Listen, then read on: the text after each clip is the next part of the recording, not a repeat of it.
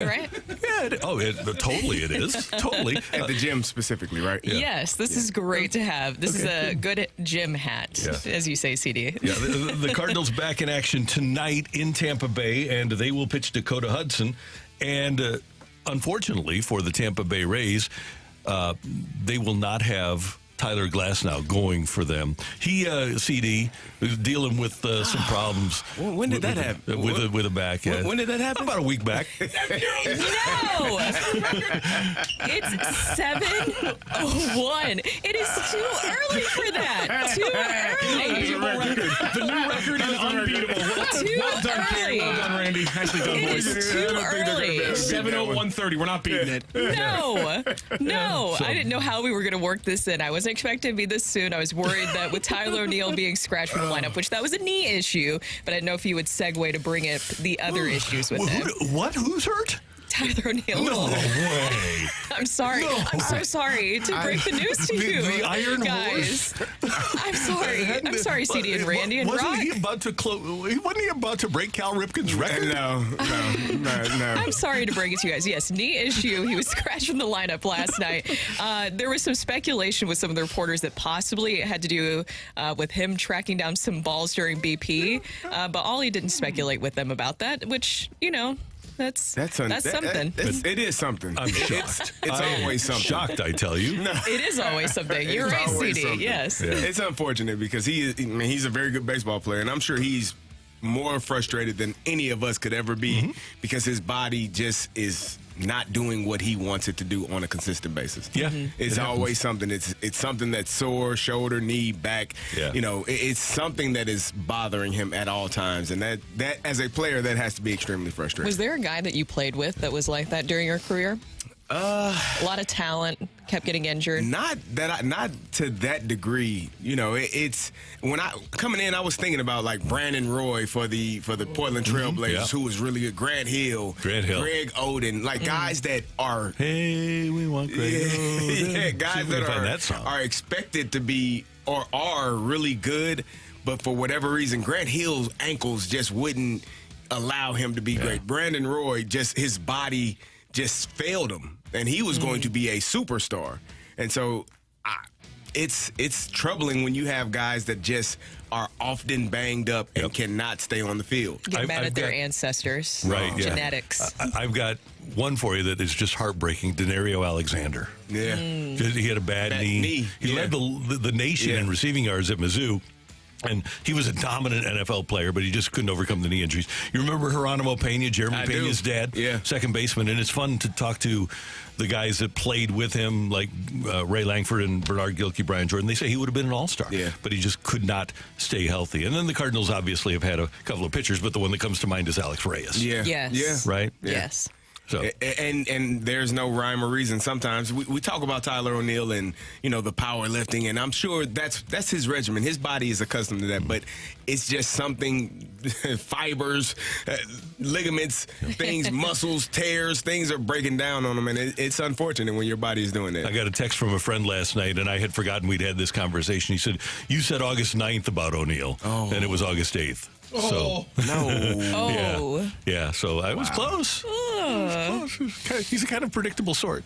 The Cardinals did have a game last night in Tampa, and man, I'll tell you what, early on, the second inning, things are looking pretty good. And that one cracked toward left. The Rosarena on the run. It's a line drive homer. There you go. Nolan Arenado with a home run, and the Cardinals had a 1-0 lead for the second inning, the third inning, the fourth inning, the fifth inning, the sixth inning. Miles Mikolas was brilliant. And then in the seventh, Isaac Paredes hit a home run to tie the game at 1. We moved to the eighth inning, and the Cardinals did not give, and we'll kind of take a deeper dive into this, but they didn't give their pitcher, Miles Mikolas, an opportunity to win or lose a game that I thought that he had earned the opportunity to win or lose. Yeah, and that's 100% how I felt. It was his game to lose. He is your workhorse. You're going to have him next season as well. You're building up more of that confidence in each other, that relationship. Why not let him just stay in the game? Or if you are going to pull him, I can't say that Andre Pallante is the first person I'm going to when you know that Jojo Romero is available, which maybe there was more to that. But, I mean, I assume he was available. We last saw him on Sunday, which was a day game, right? And then you also have Giovanni Gallegos available, and he hasn't pitched since Saturday. Why would you not go to one of those two? More swing and miss stuff, because it felt like you need strikeouts in those moments. For me, when I saw the play in center field, I saw Dylan Carlson. That to me, that's a ball that I feel needs to be caught. Yep. Yes. If you are the best center fielder in some people's opinion on this team, you have to make that play. And we saw how well Miles Mikolas was pitching. You give up a triple, and now it just kind of snowballs out of control from that point on. But that was, for me, that was the point. I gotta have a guy make that play. And I understand you're in a different stadium. Maybe you didn't get enough time. You know, it's the bounces are different. The warning track, it feels different. Everything is different out there. But that's why you get there and you go work out and you figure out the angles and how far the track is from the wall and all of those things. And so you understand what it feels like. That ball has to be caught.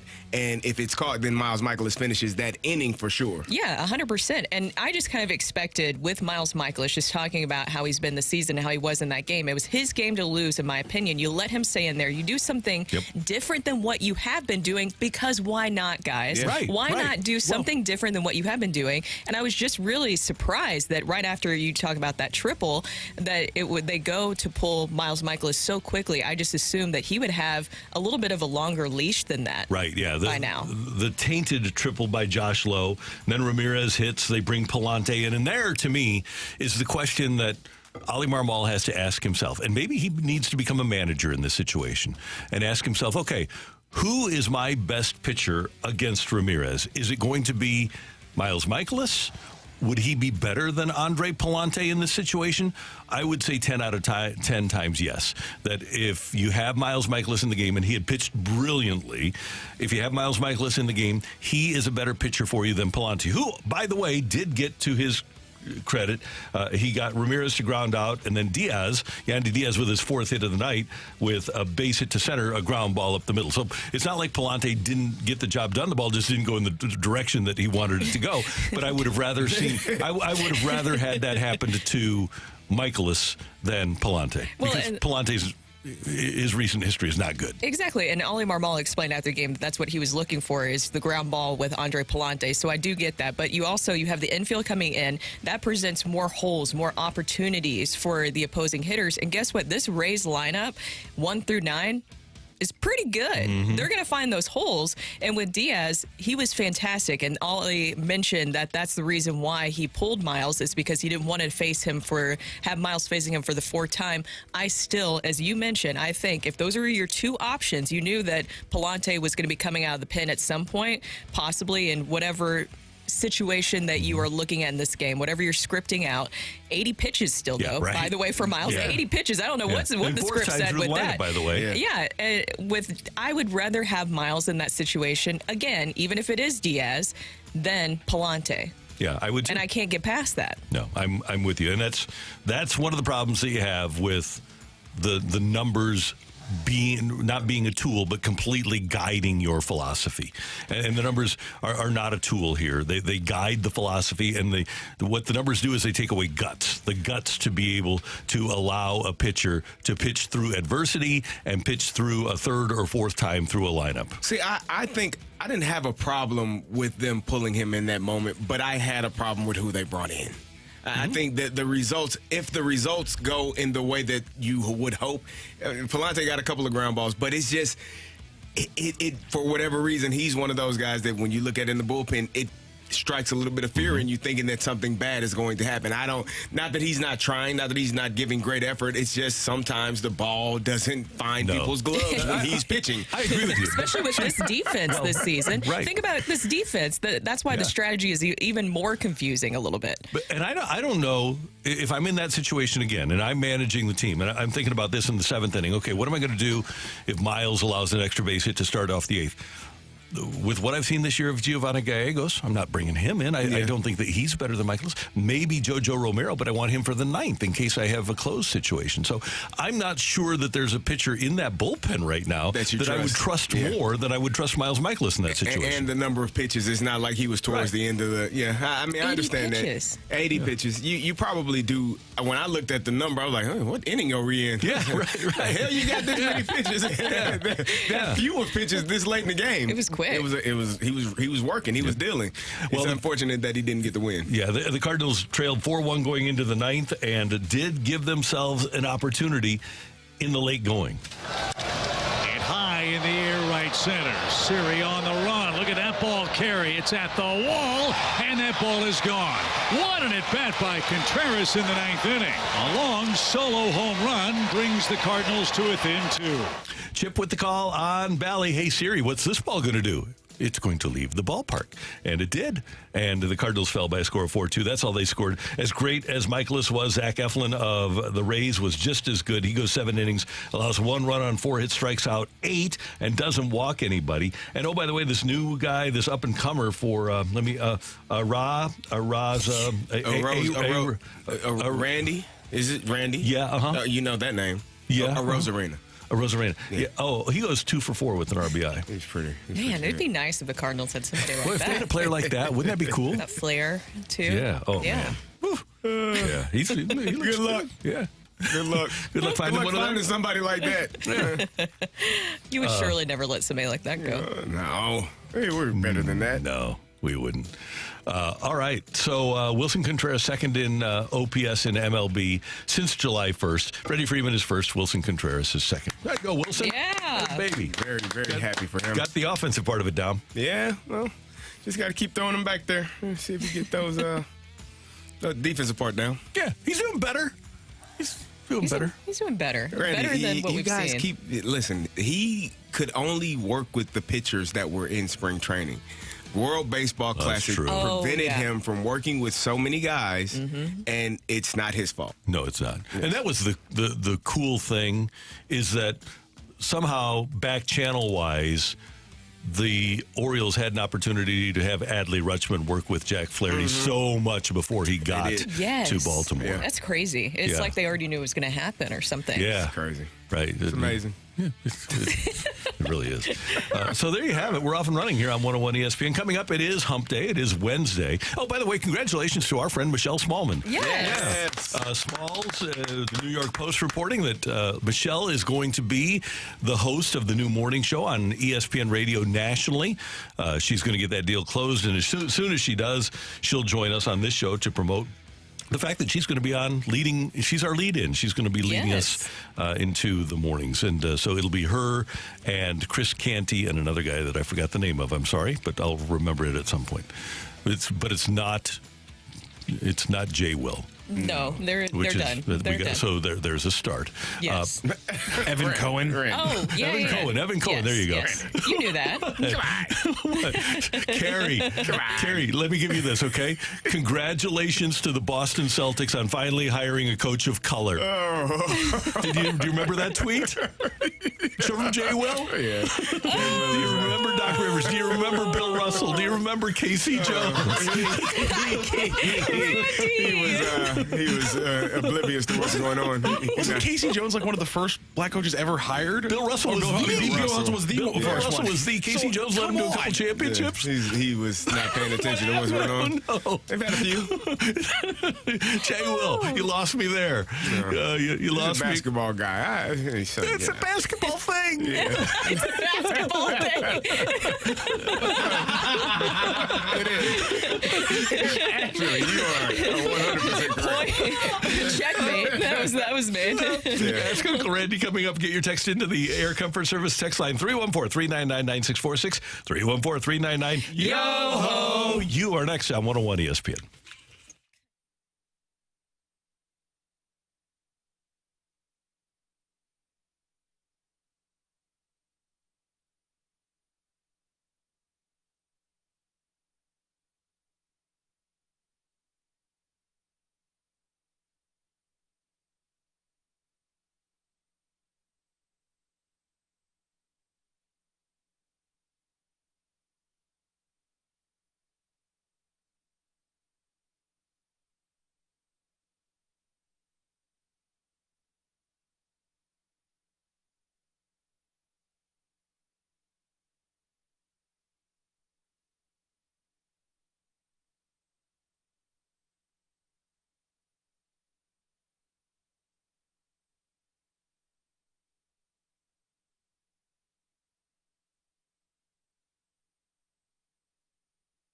Stalter back with you for Auto Centers Nissan Herculaneum. You got to go visit my friends at Auto Centers Nissan with over 700 cars in stock in one location. We're not talking about multiple locations that you're going to drive across town. They have options for everyone to choose from. Again, one location, Herculaneum, Auto Centers Nissan. Brand new Nissans, quality pre-owned cars, trucks, and SUVs. Go visit my friends at Auto Centers Nissan and go home in your new car today. They've got Nissan Altimas, Nissan Sentras, Nissan Pathfinders, which is what we're driving right now in the Stalter household. We love working with Auto Centers Nissan Herculaneum. They've got financing options for everyone that walks through the door. Good credit, bad credit, doesn't matter. Auto Centers Nissan knows that if you need a vehicle, they're going to set you up with financing. They have a 30-day return promise as well. Within 30 days, if you need to bring the vehicle back, no problem. Auto Centers Nissan Herculaneum will take care of you.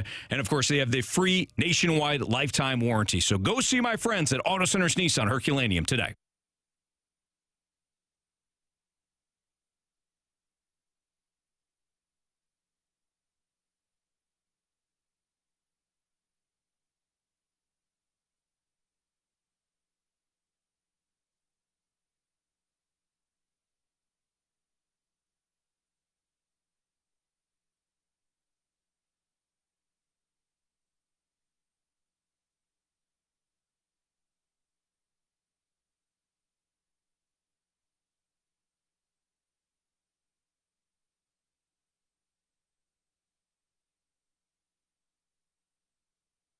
Got a question for Uncle Randy? Let him dive into his infinite well filled with wisdom to find you answers. Text 314-399-9646. It's Ask Uncle Randy on 101 ESPN.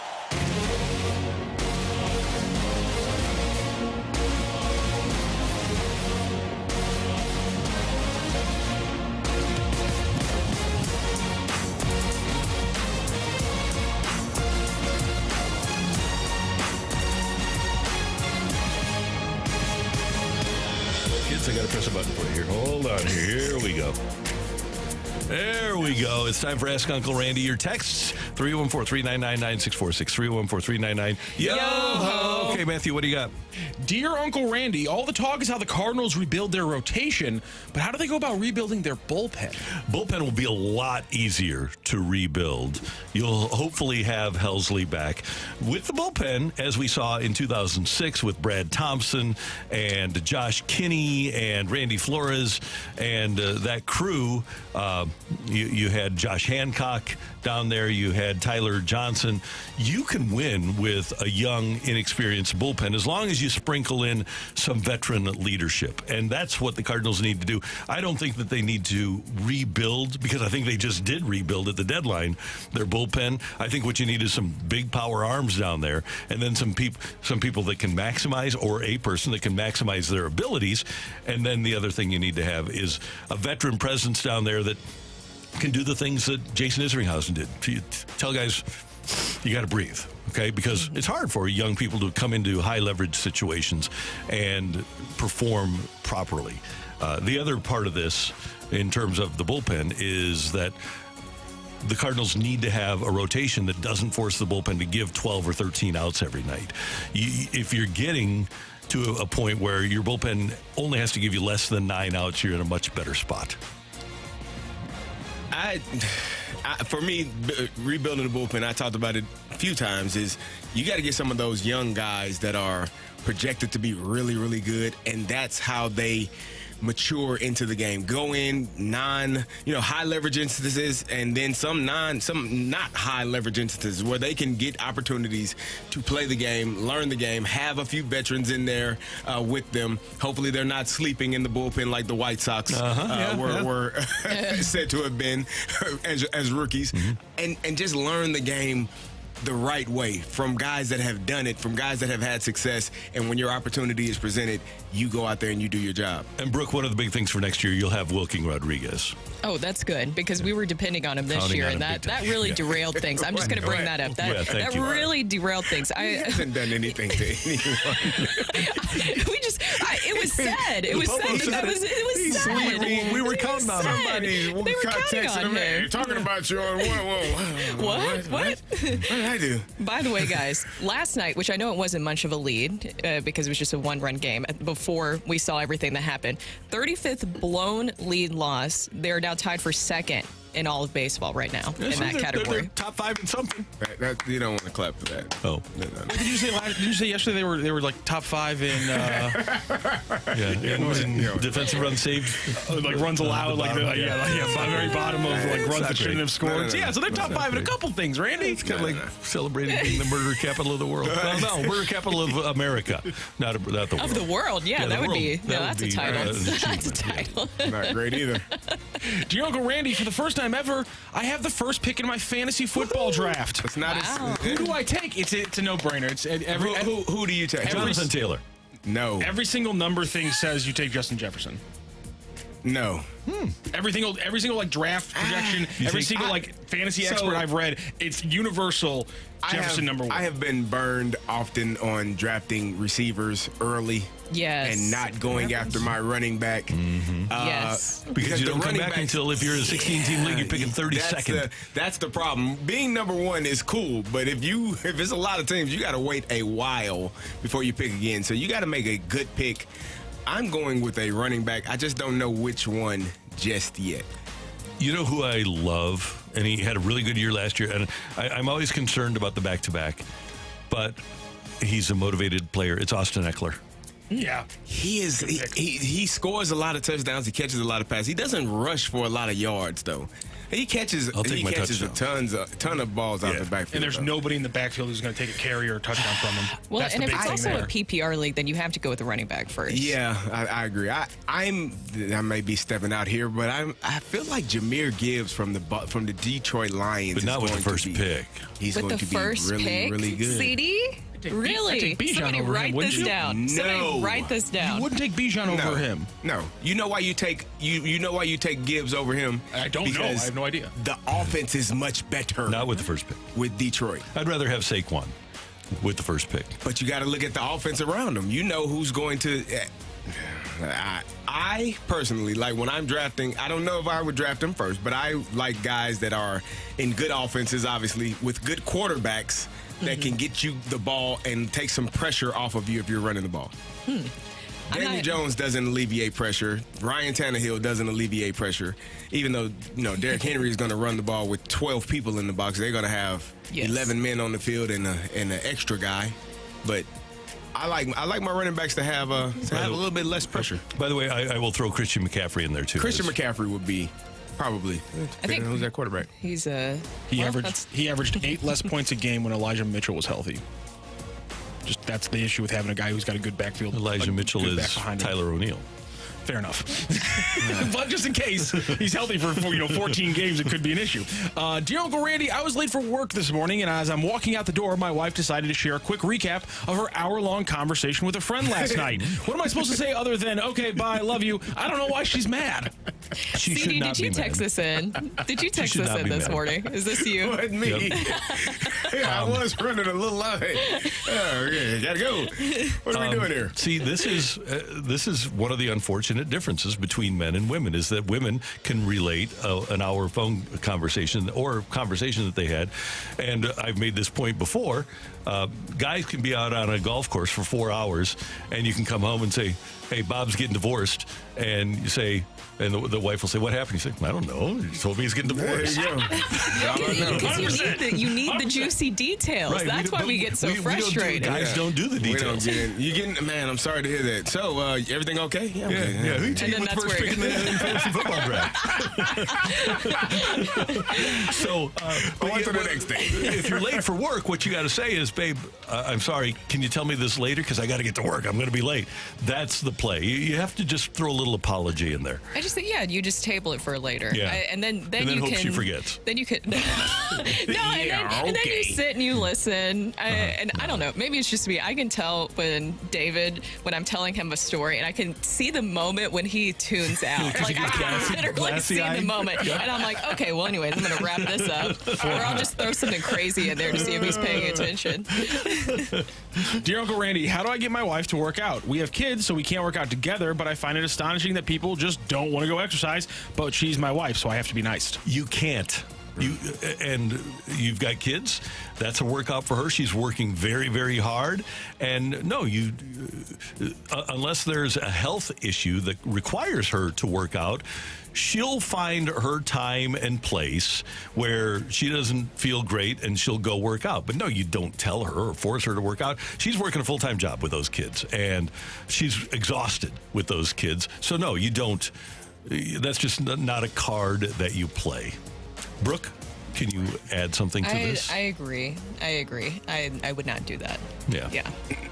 Dear Uncle Randy, I'm 36 years old and I've been in the food industry my whole life. I'm now in management and make a good salary. I have a second kid on the way and have responsibility to provide for them, but I'm feeling unhappy and want to make a career change. What should I do knowing this industry is the only one that I have experience in? Well, what you need to do is find an industry where you do have a passion, where you can come close to approximating what you're making in the food industry. 36 years old in the food industry and you're unhappy, and a kid on the way. That's a lot. That's a lot to digest.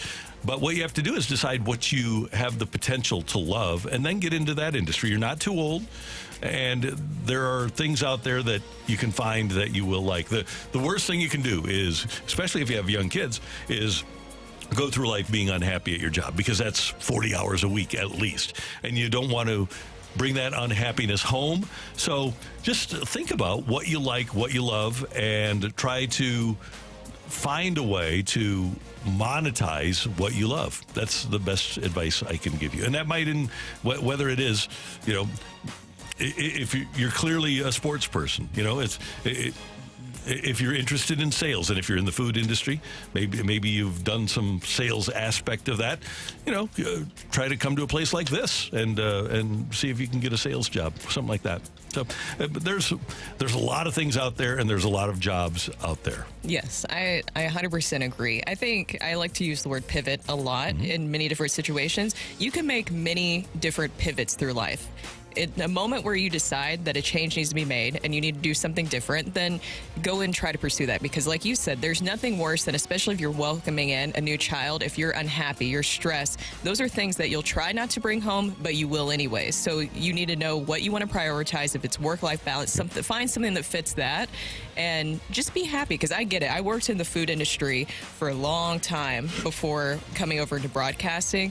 It can make you hate things a lot. Oh, yeah. Because it tests your patience. Well, let's just say that. Very rarely in that industry do people tell you how great you are. Generally, I would say 99% of the time, you're getting complaints. It's a lot. Yeah, especially nowadays. Yeah.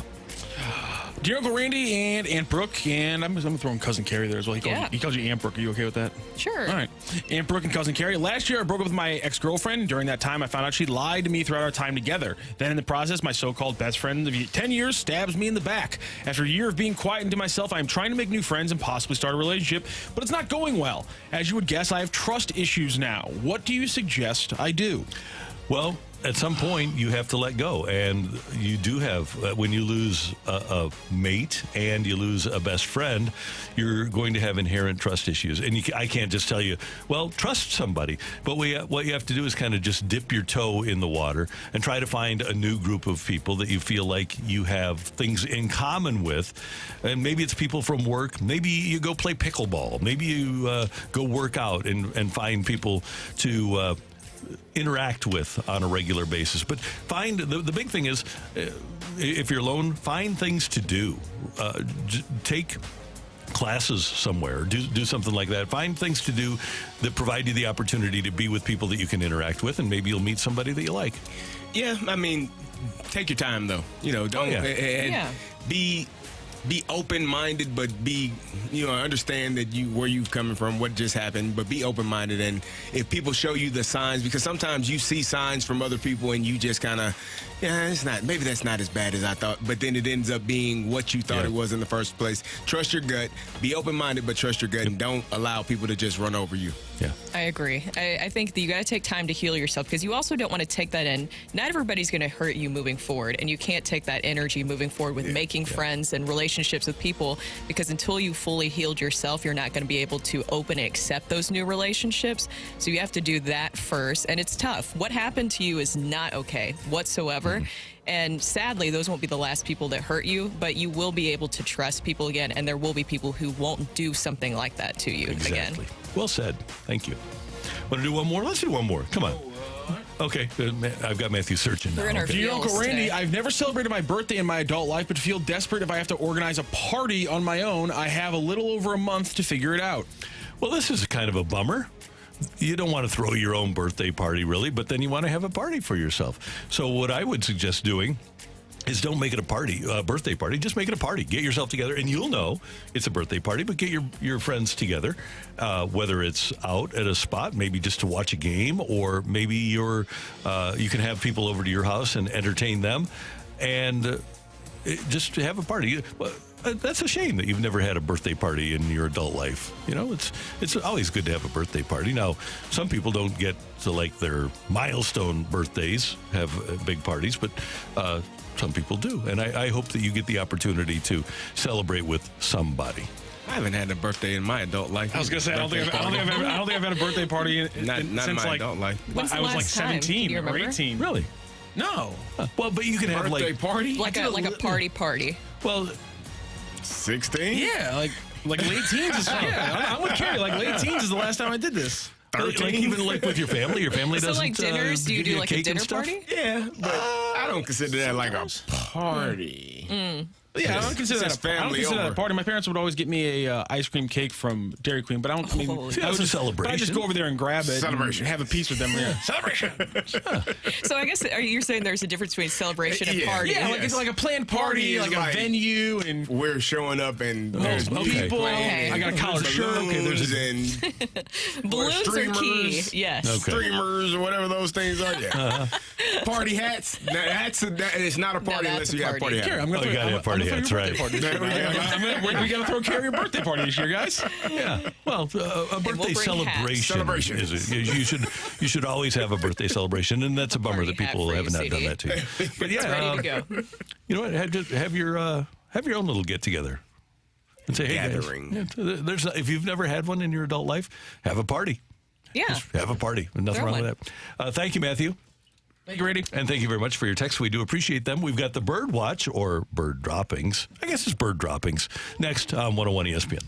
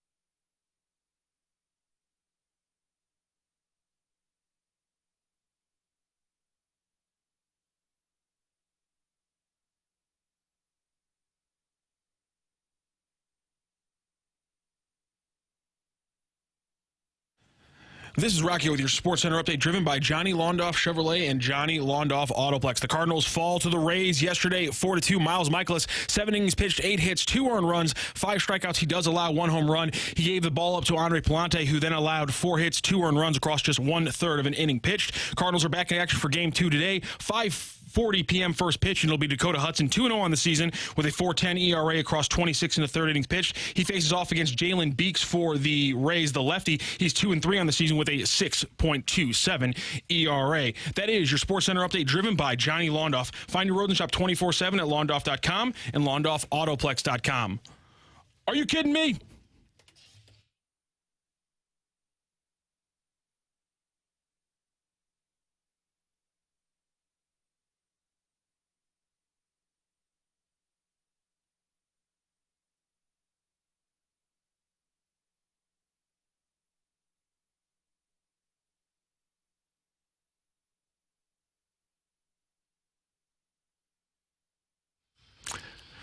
It is time for bird droppings following the Cardinals' 4-2 loss at Tampa last night. They lost to the Rays, who have the 27th highest payroll. They had 27 people in the stands. Yeah, they do. The hell? Yeah, it's not great. How much are tickets for? I wonder how much tickets are for the game. Probably $5. Yeah. $2. Buy one, get one free. Just please take the other one. Please bring somebody, Just like a please. cheeseburger. Yeah. Oh, my God. CD, what do you got? I'm going to go with, we talked about the bullpen earlier, and I'm looking at Andre Palante. He is, the month of August right now is 6.23 ERA. Obviously gave up the 4 hits yesterday, and a couple of them, not his fault. I mean, not the infield is in, the ball sneaks through, it happens.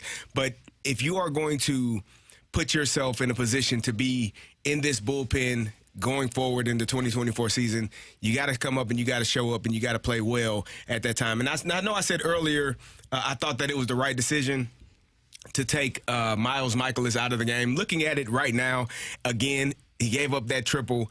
Miles Mikolas almost has to stand up for himself in that moment. It has to be some conviction within you to say, hey, go back to where you came from. I'm not leaving this game. If he scores, he's going to score because I threw a bad pitch or because we gave up a hit, a sac fly, whatever it is. I'm going to stay in this game because, as you have said in time, pitchers have said, who the hell are you going to bring in that's better than me right now? I've thrown 80 pitches. I got to stay in here. And so Miles Mikolas has to stand up for himself in that moment, I believe, and tell Ollie, hey, get the hell out of my face in the most respectful way possible. Yep. But go away. Hey, we always talk about Bob Gibson, and there's no way anybody takes Bob Gibson out. But I was with Danny Cox last week, and can you imagine Whitey coming out to get and Danny Cox just shoos him away? Don't even cross that white line, buddy. Yeah. Like the glare. Like I know I've seen Chris Carpenter glare at Tony. What are you doing? Yeah. Get the hell out of my face. And that's the competitive nature. When you're in the game, you have to be ready to fight sometimes and fight for yourself, fight for your teammates. And I wish Miles would have. And fight to stay in. I wish Miles would have done that in that moment. But Andre Palante has to be better if he wants to be part of this 2024 roster. 100%, because he's, especially with him being young and how this season has been going for him, he has a lot to prove. Yeah. And this is what the second half of the season is for these young guys, especially these young pitchers, to prove that they deserve to be there. And with what you were talking about with Miles Mikolas too, I was just very surprised with how quickly after that triple, like you were talking about earlier, that to me was more on Carlson than Miles. You keep him in the game. I think it's Miles' game to lose, and it felt like, and I know that we're only seeing the broadcast version. I was not there at the game last night, obviously, but it felt like as soon as that triple happened, then you cut to seeing Palante warming up very quickly, and I'm like, wait a minute, like this is all unfolding very quickly for Miles, but maybe that was in the script for just 80 pitches. Well, my bird dropping, guys, is going to be runners in scoring position. Uh-oh. Dun, dun, dun. We're talking about that again, because this offense has been better, and it is one of your one of your only highlights that we've seen so far this season. But then you have your lowlights with the offense, right? With runners in scoring position. 0 for 4 last night. They were talking about last night on Bally Sports Midwest. 3 for 47 with runners in scoring position in their last 8 losses. That's pretty bad. That's 3 for 47. Great.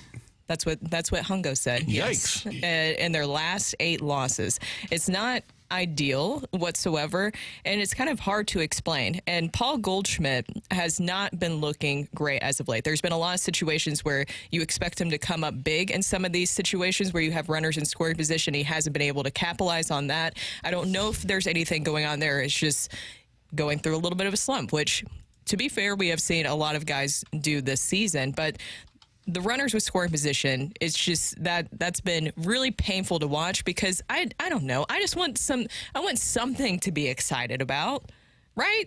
Well, with The this second team- half of the season, something to want to tune into the game. Okay, I think I have something for you, Brooke, but I've got a bird dropping. Okay, sometimes we talk about how, and Kerry says it's on the players. Sometimes players are put in situations that are untenable for them, and it's not their fault. Exhibit A here in St. Louis this year is Jordan Walker in the outfield.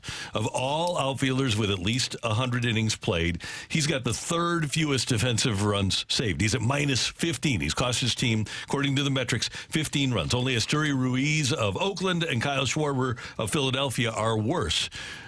But we just passed the date last week of Jordan Walker ever playing a game in the outfield for the first time. After the Cardinals traded Harrison Bader at last year's trade deadline, they decided, he might play the outfield. With the knowledge that I had that Nolan Arenado had a good chance of coming back, and even if he didn't come back, Nolan Gorman was going to play third.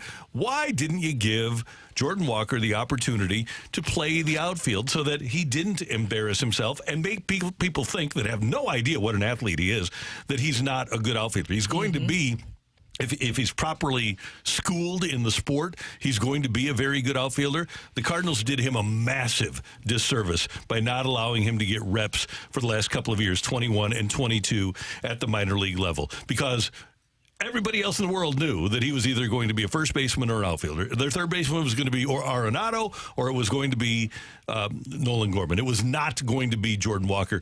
And to say last year, well, we didn't want him thinking about defense. You have to think a lot more at third than you have to think in right field, okay? So the Cardinals... Jordan Walker will have this stat forever. You owe him an apology for not playing him in the outfield last year at Double-A. It just doesn't make any sense because they didn't even start getting him reps in the outfield until they moved Harrison Bader.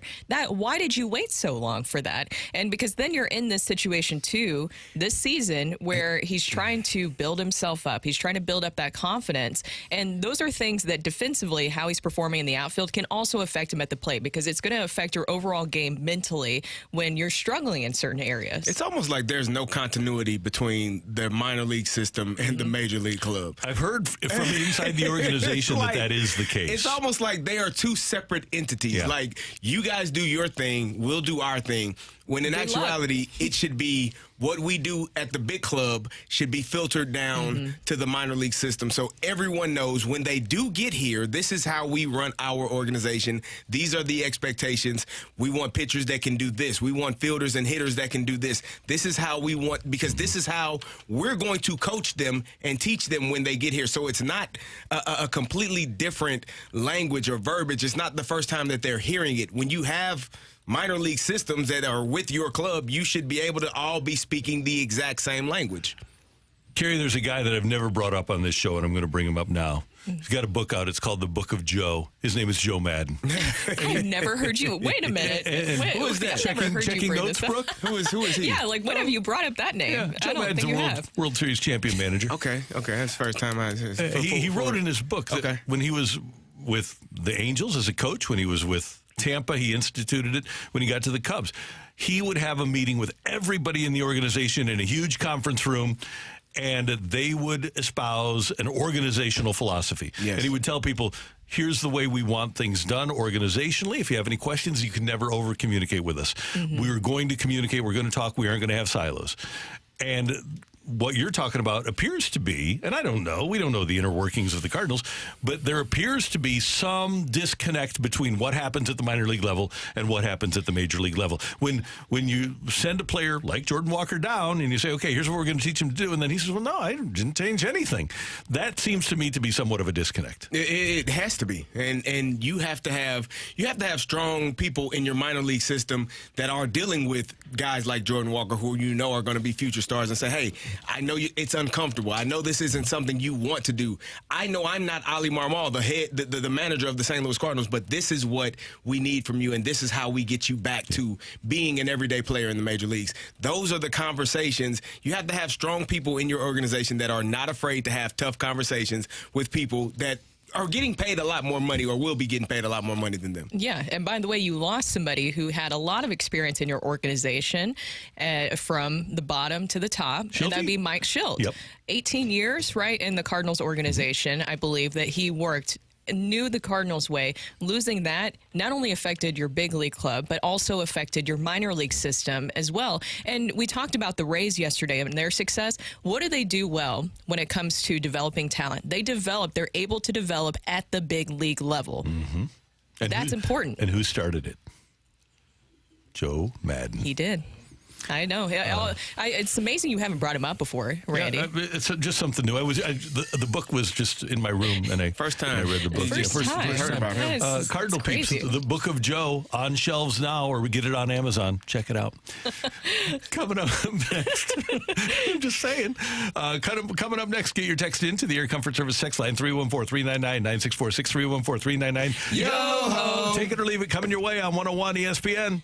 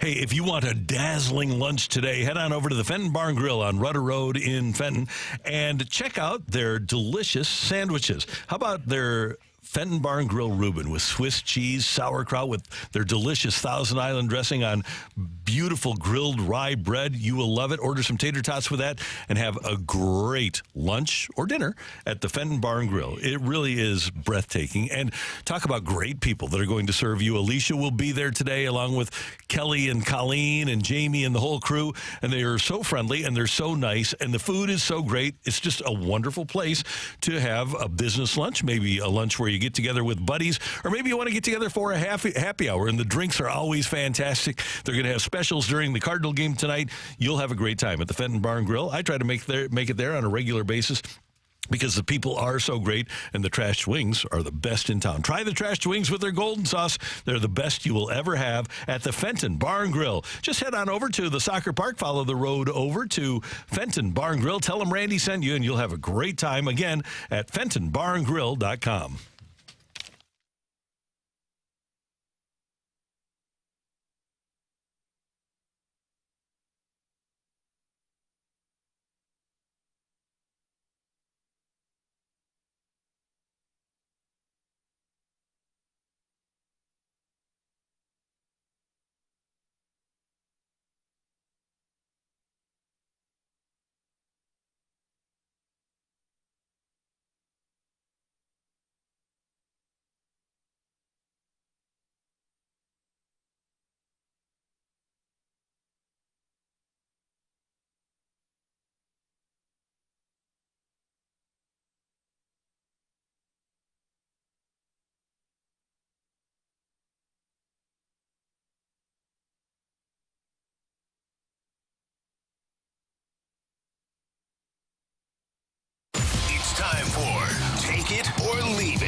say something, put it out there.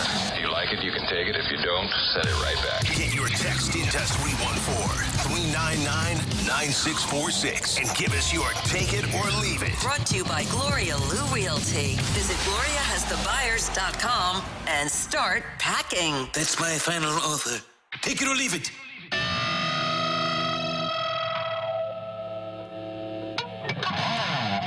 We welcome your text to the Air Comfort Service text line, 314-399-9646, 314-399-YO-HO. Just put that in your phone and save it in there. Guys, Tom Brady took a trip to Africa when he'd normally be in training camp. And he says he's focusing, quote, on being my best self. Take it or leave it. Tom Brady has already been his best self and will never get back there. Oh my gosh. You're just trying to ruin his vacation. You, Randy? Take it or leave You're it. saying it's never going to go up from here? You're taking it. Aren't you? Take it. I'm going to take it. And Giselle Bundchen. And I'm going to just, I don't know. What if his post career is better than his playing career? No. You don't think that's possible? No. He's reached the pinnacle. peak. Yep. That's it. Yep. Oh, man. But luckily, he has plenty of money to try and top that, right? he'll Going as figure it many out. vacation as you want. Doesn't he have like an underwear company or something like that? They sell a lot of stuff. Yeah, they sell TB12. TB12. They've got supplements. They've got. Yeah. I've got a friend that takes the supplements and loves them. But the underwear, yeah, he's got a lot of stuff. Water bottles. Water bottles. Yeah. Oh, okay. Tommy. Yeah, just check it out on the Getting into interwebs. the water industry. So I was reading. There's a bit of a issue with a zoo in China where they believe that the sun bears that they have on display yes. are actually human beings, not bears, but people. So the zoo has offered an opportunity for reporters to come take a closer look. Take it or leave it. It would be actually awesome if it is a person and he just pops out as, hey, Take it. gotcha. Surprise. Surprise. Take it. And yeah. You were right the whole time. You got us. I've seen those, and the sun bears do look really weird because they're kind of skinny, and You see the it? way that they're shaped, that doesn't look natural, right? Like that doesn't Randy, look. does that look like a human? That possibly could be a person. Yeah. I don't know. There's hold on. something weird about it, and it will wave to you too, which I know that they can train some of the bears to do that with food, but It could be a man. there's or a woman. something Totally weird be a about person. that. Could be a child. What did that lady say on the Bear plane? costume. That's not real. It's not real. You just stay here if you wanna. They apparently found her, by the way. did I don't know they? if she's coming out with an interview or not, That but person is not real. I just want to know what her blood alcohol content was. Quite a few drinks. So take it or leave it, guys. Johnny Manziel, we were talking about during the break. There's a new doc that came out.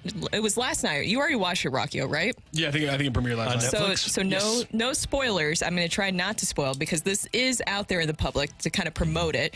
It's untold. It's Johnny Manziel's his whole journey and kind of the bad parts, all that stuff. He supposedly went on a $5 million bender during his NFL career. Congratulations. Take it or leave it. There's been bigger spending benders than that from take a it. pro Take it. athlete.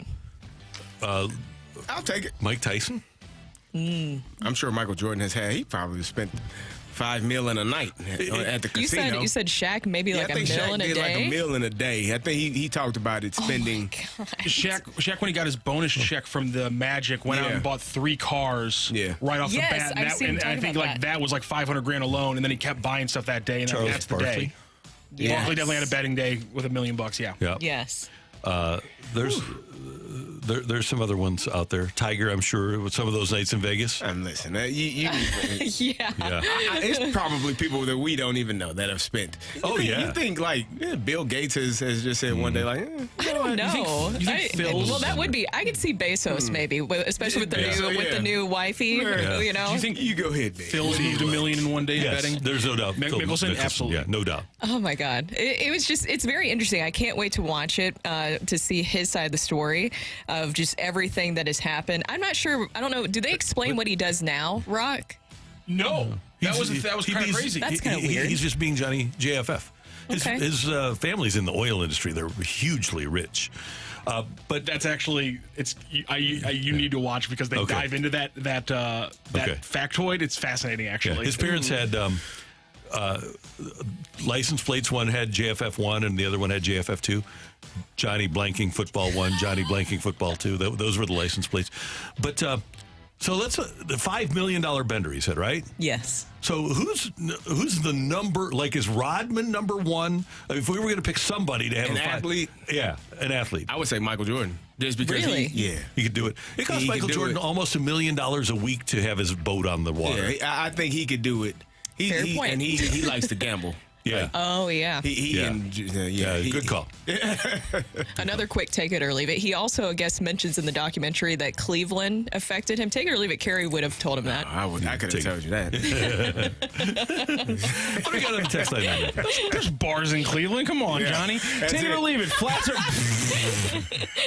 There's got to be one club, right? I don't know. Take it or leave it. Flats are better than drummies, and ranch is better than blue cheese. 100% I'll take half of it. Half of it. Yeah, I'm with you this one. Yeah, give me the blue cheese. Really? I'm a ranch gal, and I like drumstick. So I'm flats and ranch there. Yeah. Totally. Okay, I'm a Golden sauce gal. Golden sauce at Benton Barn Grill though. That's the winner. Winner. Chicken wing dinner. Yep. There you go. Take it or leave it. Tiger Woods found a way to spend a couple million at Waffle House. Oh, I'll take it. Oh. Yeah. And then in the church parking lot across the street. Yeah. No doubt about it.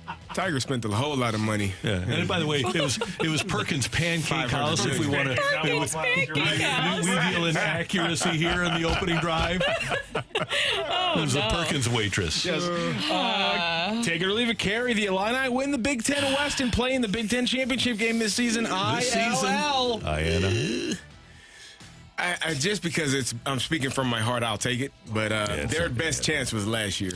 They had a really good team, and they lost to a Michigan State team, and that just... I don't know that organization there has done the best job that they could of building their staff. And I think at some point, the position coaching is going to come back to haunt them. Nah, you know what, Randy? For whatever reason, in my soul and heart, I kind of agree. Man, the tea is hot this morning. The tea is hot this morning, right, guys? That running game's never going to be the same, because they lost Chase Brown. So it's never going to be the same. Take it or leave it. Flaherty, Hicks, Montgomery, and DeYoung are all stars next year. Wait a second. What do they have? Flaherty, Hicks, Montgomery, DeYoung. Yeah, I gotta leave That's that. a lot. Yeah, I'm going to leave that one, It too. is intriguing that you would put DeYoung on that list. Flaherty, Hicks, Montgomery. One of these things is not like the other. One of these things just doesn't belong. That would be a good story, though, right? That would be a great story. Take it or leave it. As a pending free agent starting pitcher, I'm not signing with the Cardinals after watching Miles get pulled on 80 pitches. Take it. I would. That's, for me, that's troubling.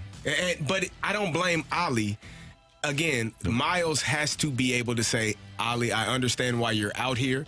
I have an immense amount of respect for you. Please get the hell out of my face. After game one of the playoffs last year, this should have been an organizational decision. Yes. You guys pitching well.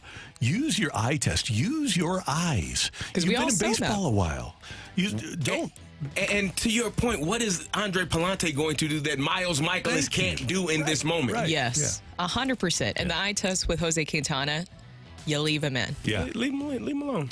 Take it or leave it. Nolan Gorman will be one of the great power hitters in the game over the next 10 years. Take it. One of the best. 350 home runs over 10 the next 10 feels years. like a lot. Give me 7 years. He's only 23. I know, but for whatever reason, That's the end of his. That's the end of his prime at the end. Those 10 years. Let's see. 7 years. Okay, then. 30, 31, 7, 8 years.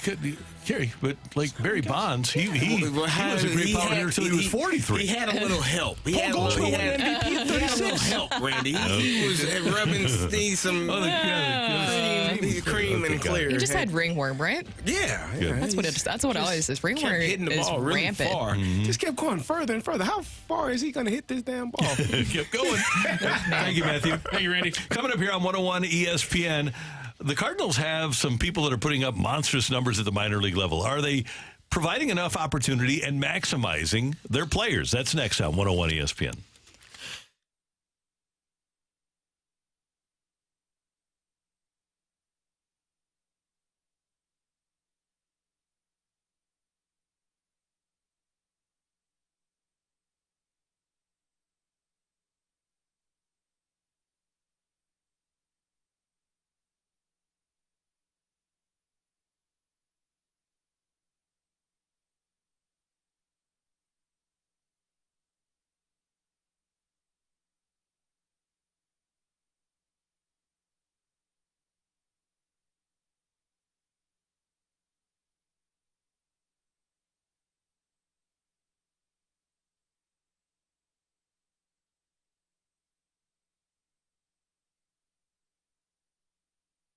Kerry Davis has Hoffman Brothers coming out to his house today to take a look at an appliance. And you might not realize it because it's Hoffman Brothers Heating and Cooling, right? But it's Hoffman Brothers Heating, Cooling, along with plumbing, electrical, and appliance repair and installation. That's right, refrigerators, dishwashers, microwaves, washers and dryers, ovens and stoves, and more. Most companies are weeks out on delivery and installation of appliances, but Hoffman Brothers will come out, they'll take a look at your appliance, and in most cases, they'll be able to fix it. But if it's dead, if it can't be fixed, they have next day or 48-hour installation of a new piece of equipment for you, a new appliance. Call Hoffman Brothers at 314-664-3011. Hoffman Brothers is an independent American Standard heating and air conditioning dealer, and they're going to do fantastic work for you. You can find them on the web at hoffmanbros.com. Make sure that you're good to go with your air conditioning and heating, and make sure that whatever you need done, heating, cooling, plumbing, electrical, sewers, drains, and appliances, you get in touch with Hoffman Brothers, hoffmanbros.com, 314-664-3011. The Carricker family uses it. The Davis family uses it. You should too.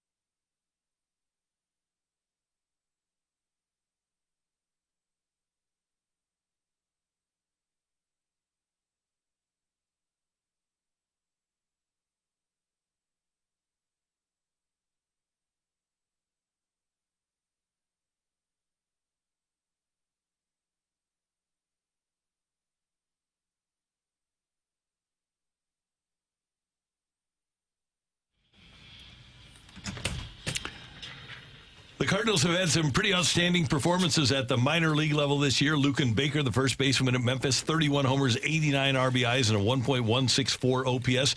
Mason Wynn down there, an 822 OPS. Of course, we all know about his defensive prowess, but he has 17 homers, 59 RBIs. Moises Gomez, who's been down in the minors for a couple of years, has a 755 OPS with 23 homers and 62 runs batted in. Cardinals have talked about the logjam that they have in the outfield and with the bats, and there's a question in the room as to whether or not maybe that logjam is a negative. Maybe the Cardinals aren't utilizing their prospects the best way. I tend to think that the people that are evaluating baseball players, the Keith Laws of the world, the Baseball Americas of the world, the MLB pipelines that don't have Lucan Baker or Moises Gomez as a top 100 prospect or a top 150 prospect, I think they're probably on. Lucan Baker is a nice piece of property to have for a major league team, but I don't know that if I look around the National League that there would be a team that Lucan Baker would start at first base for. So I think he's a nice 4A player, but I just don't think that he is. I don't think that he's worth taking off somebody that you think has a future on your roster so that he can be on it. I have a few follow-up questions. One, do you think that the way that this team is playing right now is a little stale? Yes, it is. Okay. Would you like to see just something invigorating come to this team? Oh, yeah, I'd love to see Mason. Okay. And, well, Mason, okay. And then also, what are they playing for for the rest of the season? They're evaluating their guys. They want to find out who's going to be able to win for them in 2024. Okay, so if you're evaluating guys, you're giving young guys a chance, right? Because you might as well. You got to see what you have, especially going to next season, to make sure that you are getting the best looks possible. Why not try to find a situation to bring, say, Luke and Baker up when he's doing all the right things in the minor league system that you would typically need to do to get promoted? Why not give him a chance? Because what else do you have to lose at this point? Okay, here's my question. As you look towards 2024, could Luke and Baker supplant Paul Goldschmidt at first base? No. No. Could he supplant Nolan Gorman or Wilson Contreras as your DH? No. No. Then what's the point? Why not see what he has talent-wise available? There's nothing else to lose at this point. And when you're trying to evaluate talent, because I'm just going to bring this name up, and this is something that I will always hang on to, Randy Arozarena, and I'm not saying that Lucan is going to be the next Randy Arozarena, but when you're evaluating talent, making sure that you've given guys enough an opportunity before you even move on for them, or if you're even to look to get some things back with a trade during this offseason, why not see or even showcase possible players to get the most out of it? It's one of the things that you do find out when you go through a process like the Cardinals just went through in selling players off. And especially when you're buying players at the deadline, you find out what other organizations think of your guys. And I don't know if the Cardinals were asked about Luke and Baker or not, but my guess is that they have already evaluated him at the minor league level and for a brief time here at the major league level and decided that he's probably not as good as the guys that they have. Well, and they've already shown this season, sorry, Steve, but they've already shown this season that they're fine with giving Paul Goldschmidt some days off. You can continue to do that, especially with his play as of late. We know that Paul Goldschmidt is MVP, reigning MVP. You, of course, are not going to replace him, but when you're looking at evaluating talent, just finding something different, giving guys an opportunity so you can walk away from something saying, we know that we gave this our best shot, the most opportunity to showcase them and feel comfortable with it, because the rest of the season, you're just evaluating talent. You're giving young guys a chance. This is how I'm seeing the rest of the season for the Cardinals. Why not give Luke and Baker a chance? 31 home runs, 89 RBI. He's hitting, what is it, like 337, something like that? He's doing all the right things in the minor league system. Why not just give him a chance? You have nothing to lose. And your follow-up, of course, is going to be, well, where are you going to put him, right? That's the question. Yeah. Have you guys been happy with how Ollie Marmol has utilized the DH position this season? Well, you have to have Gorman as your DH. He's going to wind up being your designated hitter. Okay. And then what about with using Wilson Contreras and Jordan Walker there? Other guys, Alec Burleson? Using Jordan Walker there is stupid, and they shouldn't be doing it. And that's what I'm saying. So some of the log jams that we're seeing at the DH position are a little bit self-induced. And you could bring up Luke and Baker, have him be your DH. That means you might have to DFA a guy. Why not just give a guy like Luke and Baker a chance is all I'm saying. So that you can walk away saying that we for sure gave him enough looks so you don't have another situation where you're going to be looking at a guy possibly maybe going elsewhere, or somebody who's just sitting in the minor league system where everybody's like, what is going on here? Why not just some new life, some fresh blood coming in here so it's not so stale with what you're watching the rest of the season? And I think the Cardinals, and obviously you can't defend the way they've performed this year, but they aren't even giving Dylan Carlson an opportunity right now, and he needs an opportunity. A guy like Alec Burleson, since the All-Star break, has a 993 OPS. You're going to say, okay, well, we'll just sit down Alec Burleson because we know what he can do based upon the at-bats that he's gotten this year. I still think you need more evaluation process of him. I still think that you clearly need more reps for Jordan Walker if you anticipate him being one of your guys. I just look at it like, you don't have to have the major leagues to evaluate everybody. That's why you have a system. And these guys are being evaluated at the minor league level. And I think the Cardinals probably see in Luke and Baker a lot of the things that they saw when they drafted him and throughout the course of their system. They never saw him as a major league star. Now, somebody else might, but they haven't picked him up yet. The thing that the Cardinals need to do, because of all of these log jams, is evaluate their players and then move them. If they are unable to crack the big league roster, if they're unable to play every single day, there is no point in them wasting away in your minor league system when you can get something maybe younger, maybe a different position that can help you in the future. Moises Gomez, where is he going to play ever for this team? Right. ever. I mean, it's unfortunate. It doesn't, unless he gets an opportunity, comes up and plays in 5 games and hits 5 home runs in all of those games and plays every single day, plays well in the outfield. He's not ever going to have an opportunity to play every day because you have too many outfielders as it is. There is no room for him. You're not going to put him at DH because you're talking about Contreras not playing catcher every day. So when he's not playing catcher, he's getting paid $87.5 million. He's going to be DHing. So there isn't enough room for all of these players. So what you have to do as an organization, as I said earlier, have those conversations, have that continuity. Hey, how well is he doing? He's doing great down here. Okay, good. He's not going to play for us because we have too many at that position. Let's see if we can move him somewhere else to get something in return for him. The thing is that you have nothing else to lose at this point. You have nothing else to lose. What else are you competing for? The bottom of the of the league standings? Why not just give Luke and Baker a shot, an occasional shot at first base? Give Paul Goldschmidt some extra rest because what else are you competing for this season? Why not? You're already doing it anyways. And then also give him a shot at DH. But MLB Pipeline has him rated as the 29th best prospect in the Cardinal organization. 7 newcomers have been slotted in ahead of him, people that came from other organizations. My point is, and the Cardinals could be wrong. They were wrong about Randy Arozarena. They were wrong about Adolis Garcia. But here's the thing. The rest of the baseball observing world sees the same thing that the Cardinals are seeing. The slow bat speed at the major league level and essentially him being a 4A player. So why not try to get people like Walker and Burleson to be better and more prepared for when they have to actually try to win next year? For me, I don't think you're going to be able to convince Paul Goldschmidt to, hey, why don't you take some days off and just sit here since we're losing anyways? You might as well let this young guy know. Just an occasional shot. Yeah. Just an occasional shot at first base. I don't think that's going to be enough to see who Luke and Baker is. You have to be able – the thing about gaining success and becoming successful, you have to be able to play every day in order to gain that success and know that you're capable of doing it. And if you're playing sporadically here and there, fill in, doing this, doing that, you're not able to get those reps and do it consistently enough to know that you can do it at that level and for the team to know you can do it at that level. I will not pound the table to bring up Luke and Baker. I will pound the table to bring up Mason Wynn. I will always pound the table to bring up Mason Wynn. I also think Luke and Baker as well. I want to see something that excites me in the second half of the season. Luke and Baker will not excite you. You'll why hate it not bring up some fresh blood, Randy?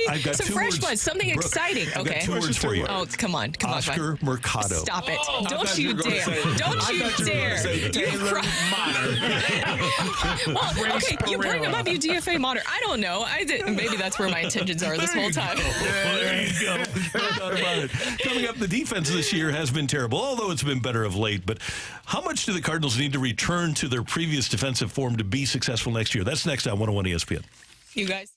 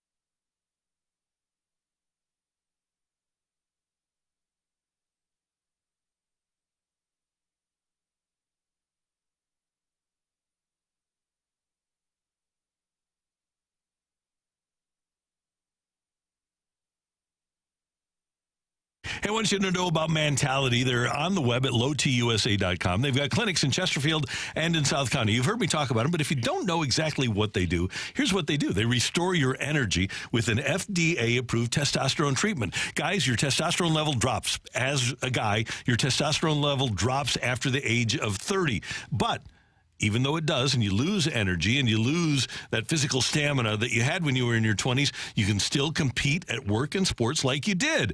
Your career is a competition. You need every edge available, mentally and physically, to be able to play in today's rapidly changing market. Don't let age be an excuse to settle for second best. Mentality board-certified physicians provide a complete physical exam, consultation, complete blood panel and results with the very first visit, and then they'll set you on your way to getting your testosterone level and your energy level back to where you want it to be. They'll work with your insurance company so that you have the very best deal in terms of not having to pay out-of-pocket expenses. It's Mentality. Learn more at lowtusa.com.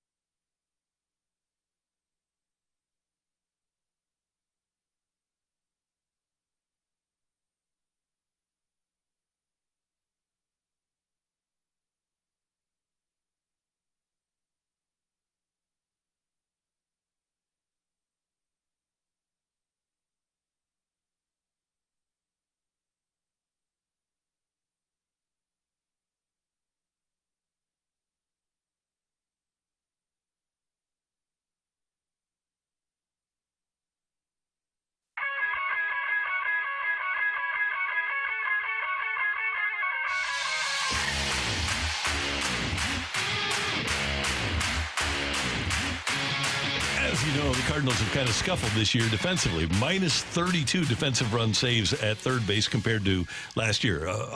Obviously, Nolan Arenado has not been what he was. Minus 16 at shortstop relative to last year. Minus 9 at catcher. They're 7 behind in right field. They're worse at every single position across the board. And number one, you have to wonder what the heck happened, especially with Nolan Arenado. Why is he not what he was last year? The shortstop and second base situations, if the team is drilled properly, should be fine next year. And then this year, as Ollie said, you had infielders playing the outfield. So that really hurt him, although they apparently do think that Tommy Edman is their best defensive center fielder. But one thing the Cardinals have done this year that has hurt, and one of the reasons that they're so awful in one-run games is that their defense has given the other team way too many outs. How do you fix this problem for 2024? That's the $1 million question, isn't it? And because it's so weird to explain because it's one of the many things that have gone wrong. Is it just going back to fundamentals? Do you guys think that it's just as simple as that? First day of spring training. Yes. And I'm sure that they say, well, we do talk about that. We do hammer that. But it just seems like that's what you've seen, right, this past season, is that they've gotten away from fundamentals. Some of the simple stuff of the game, you have to hammer at home. Carrie, I know we've talked about before, like in practice, you just sometimes hammer the same things over and over and over again. And you're like, why? This is a very simple aspect of the game. So that way it kind of becomes easier when that game does come around. So you're able to execute things. It's not something that you're worrying about, because what we've seen drop off defensively, I think, has to do with the fundamentals and also guys playing so many different positions and not being able to build up any continuity in their position and their confidence in themselves. You did have a lot of guys playing out of position, out of sorts. It just felt like everything was completely off. And it was a ripple effect this season, which affected the defense. And you throw the problems with the pitching staff in there on top of it. It was a perfect storm.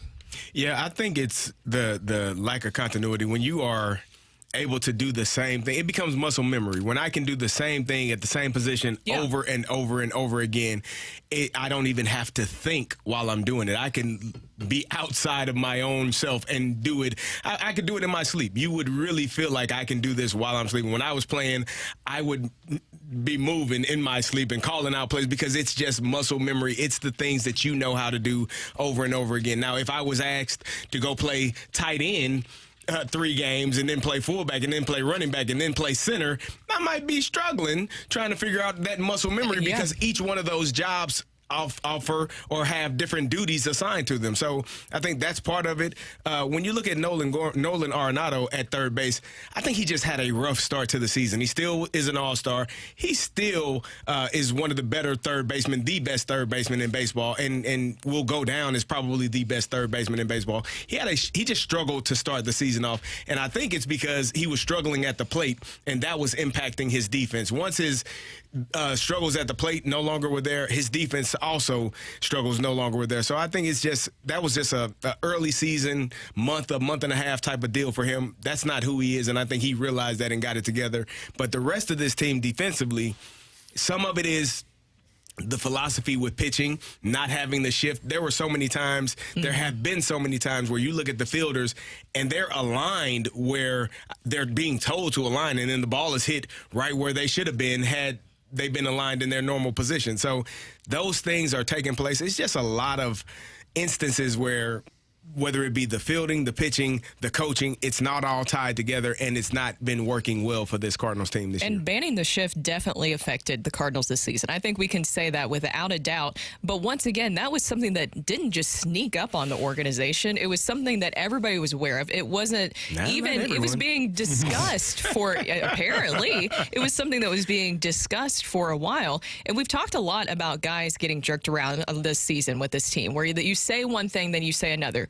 We haven't feel like I've talked about enough Tommy Edman and how much he has been moved around and the situation that he's been put in this season. Do you think that they told him at the beginning of the season? Because remember, what did they say? They said that Paul DeJong was going to be more of a utility style player. Tommy Edman was going to be their shortstop.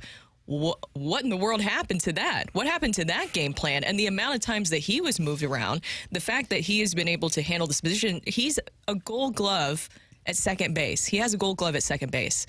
What in the world what in the world happened with him this season? Tell me how that was a part of the plan to have your Gold Glove second baseman moved around that much in so many different positions. Yeah, he doesn't mind. He's a guy that you can put him anywhere, any day, and of course, and he has a great attitude. Some guys can't handle that, and he does. So that doesn't bother me as much as some players that, for example, they tried to move Alec Burleson around, right? Yes. Burleson ultimately is a backup first baseman. You don't really want to have him because he doesn't hit enough home runs like Kyle Schwarber does. You don't want to have him play in left field, but he's an okay player. But to have him playing a corner outfield spot is a real disservice to him. And when they did what they had to do with all the injured outfielders, that really affected them negatively. But at the same time, it was a problem of their own doing, because for all of their talk about versatility,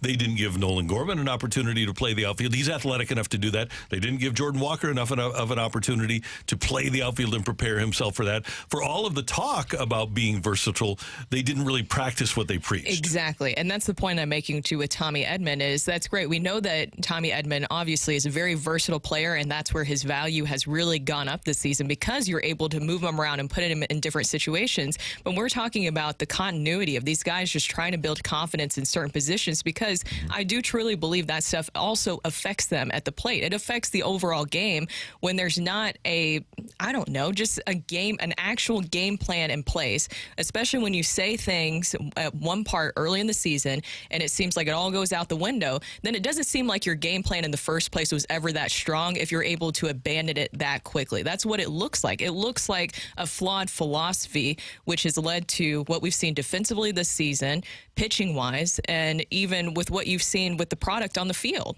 It's intriguing. I think you look at a guy like Tommy Edman, who has played multiple positions this year. he's played his least amount of games at the position where he got his Gold Glove, and that's second base. He's played at shortstop. He's played outfield.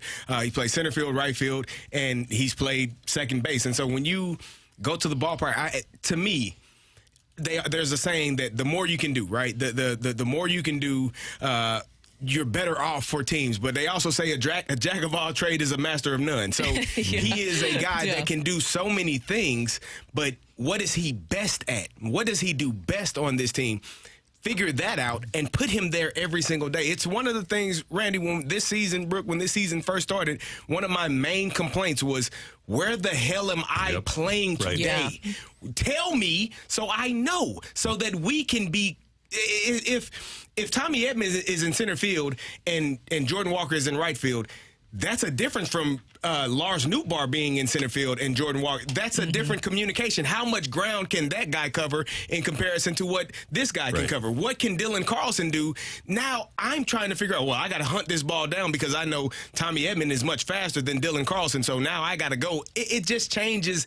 It doesn't just change that person. It changes the people around you. Yep, and I think it goes back, it's really a foundational thing, and I don't think it's a coincidence, by the way, that the Texas Rangers last year were 20th in defensive runs saved at 5, and this year, with Bruce Bochy as the manager and his staff, that they're 5th. They've moved from 20th to 5th defensively. But I also think, and I always go back to something John Gruden said when he was on the air, he would go for the very, very first day of training camp, and Kerry, you live this because Mike Tomlin, a disciple of Tony Dungy, did the same thing. You have to teach on the first day of training camp a team as if they've never played before. Yes. Right? Yes. And I don't think that is a foundational thing that the Cardinals did under Ollie Marmol this year. You have to start teaching players as if they've never played before and then build up from there. Yes. You start off slow and you learn to do the small detailed things perfectly. Don't assume anything. Don't assume that a guy can do it. Do not. Yes. You make sure you work your way up and figure it out. Yeah, 100%. Once again, I just think that if your game plan, you were able to abandon it so many times. So your game plan, the story you were trying to write for this season, if you were able to abandon it that quickly, it was never a strong one to begin with. Right. It's all because of the World Baseball Classic. All of it. That's where that story derailed for sure. It sure is. Coming up, we've got the fight here on 101 ESPN. Would you like a fighter, Matthew? Yeah, Matthew needs a fighter. Yeah, you beat the guy yesterday. Would you like a fighter, Randy? Sure. It doesn't matter to him. Yeah, sure. It doesn't matter to him. 314-399-9646, 314-399. Yo! Your name and the word fight, and you might be the fighter next on 101 ESPN.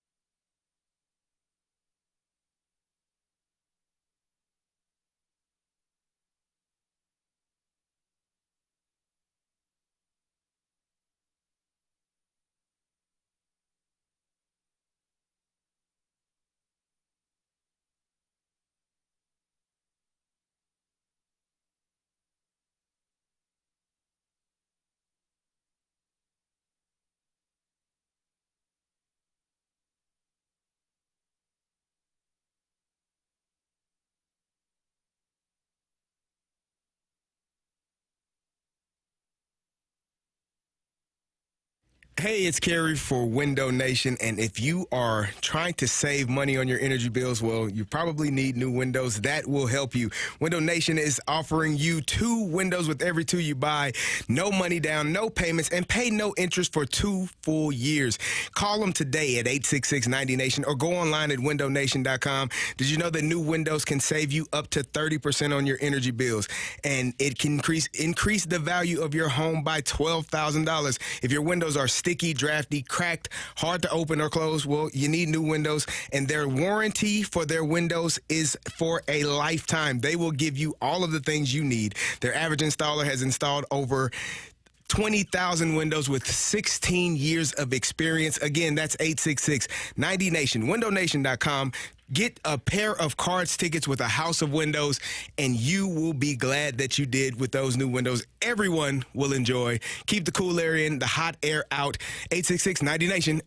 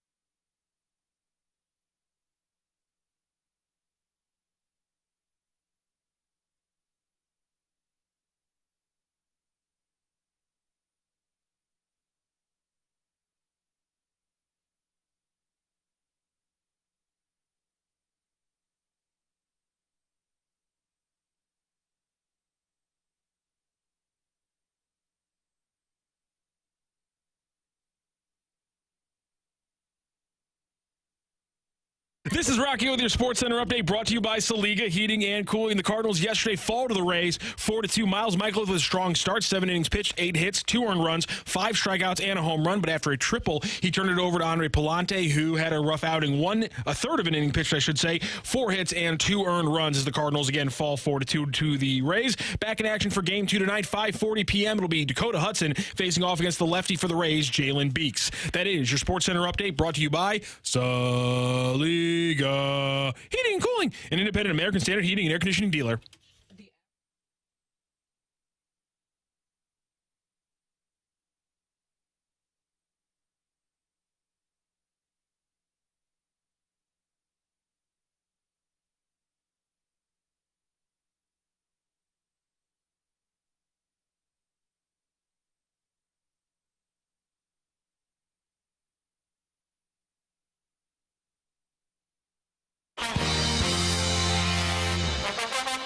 Welcome back to the opening drive. I'm Kerry Davis, joined by Brooke Grimsley, and it is time for the fight. And our fighter today is Chris. Chris, how you doing? I'm doing great. How are you all? Doing Good. Wonderful. Are you ready to take on Randy Carricker? Hey, I'm back from vacation at Disney with my kids, so maybe not. So, We'll see. Chris, do you need a vacation from your vacation? Disney with the kids is a rough thing. I've done it, and it is not always delightful. Absolutely. Could use one. I'm sure. All right, here we go. Happy birthday to former Cardinal Jason Hayward. Which starting pitcher did the Cardinals trade for Hayward prior to the 2015 season? Is it Jaime Garcia, Michael Wacha, or Shelby Miller? Shelby Miller. Yesterday marked the 31st anniversary of the Dream Team's win in the Olympics, notoriously winning their 8 games by an average of 43.8 points. Which country played them the closest, losing by only 33? Is it Angola, Croatia, or Spain? Spain was coming to mind, so I'll choose Spain. Aside from the base burglar Lou Brock and Vince Coleman, who is the only live ball era Cardinal to steal 60-plus bases in a season?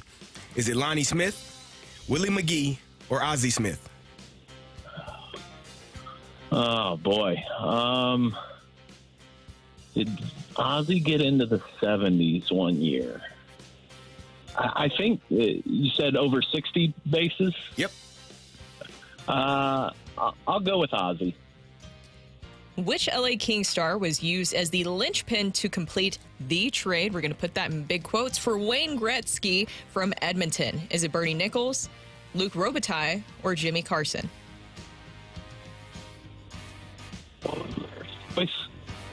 Say that one more time, Chris. What was the first choice? Bernie Nichols.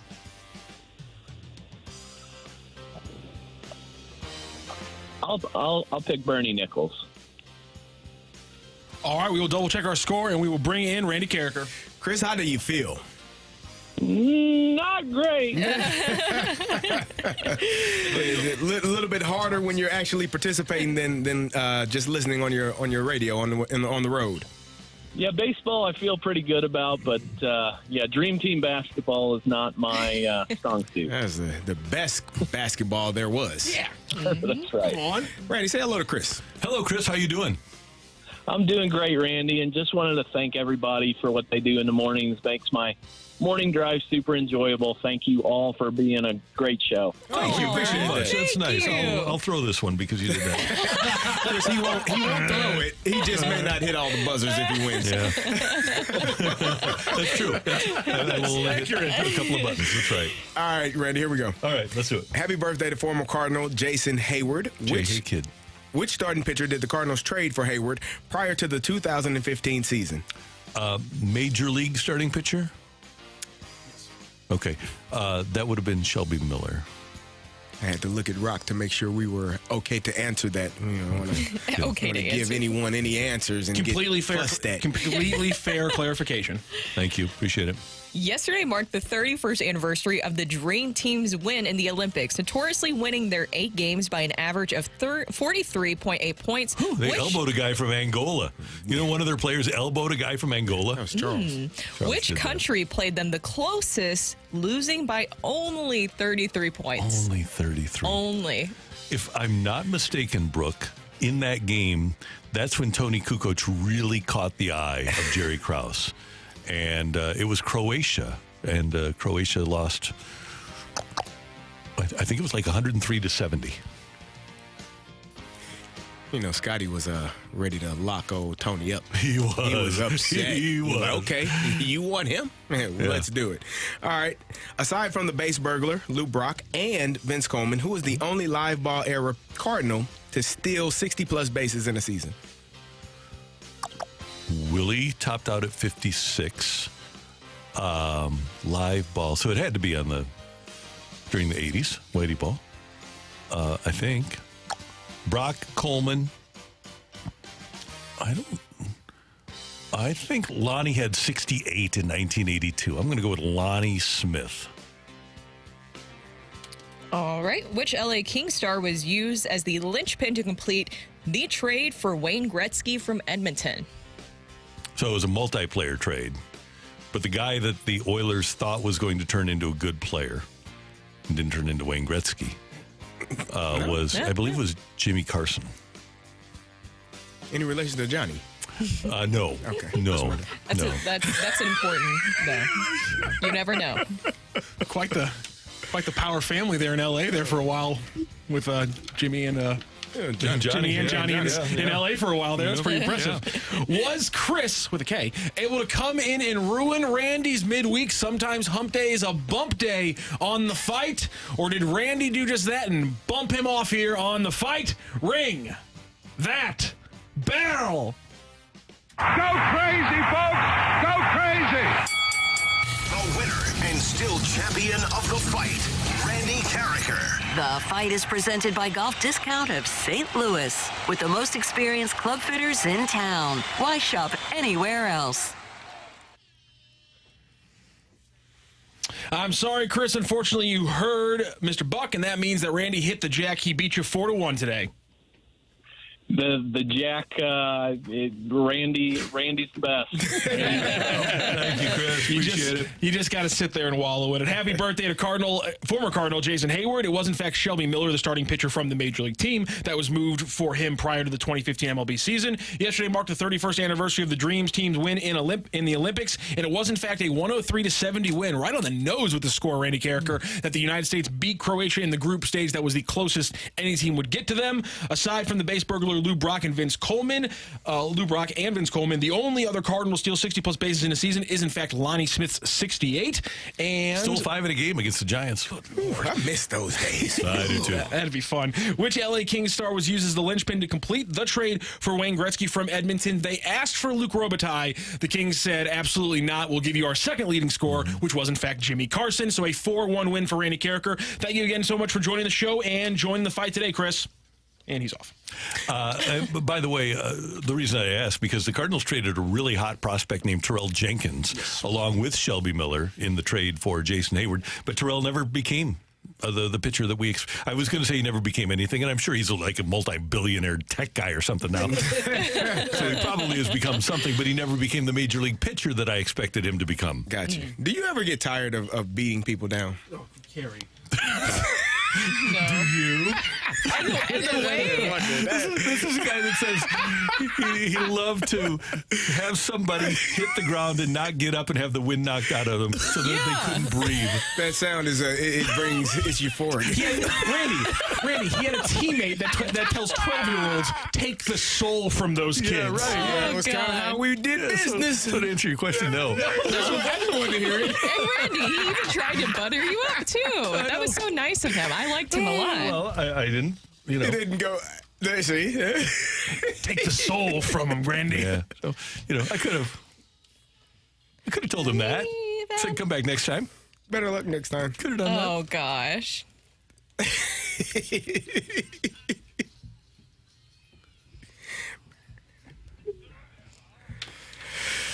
Oh, man. There you go. Just wondering. We got an early rush hour reset coming up because we're going to talk to Adam Wainwright coming up at 9 o'clock here on the opening drive on 101 ESPN.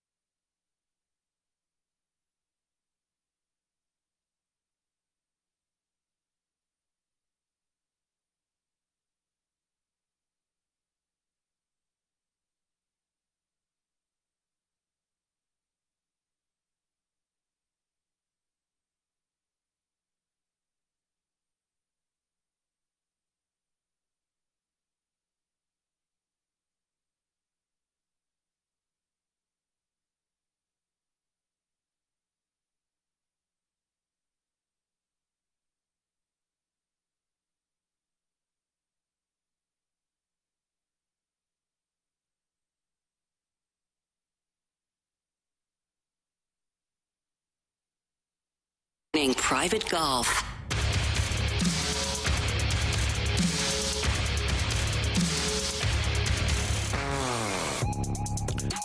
It is 8:48, and when I hear that music, I've got to give a time check. So it's 8:48. Your time check brought to you by Clarkson Jewelers, an officially licensed Rolex jeweler.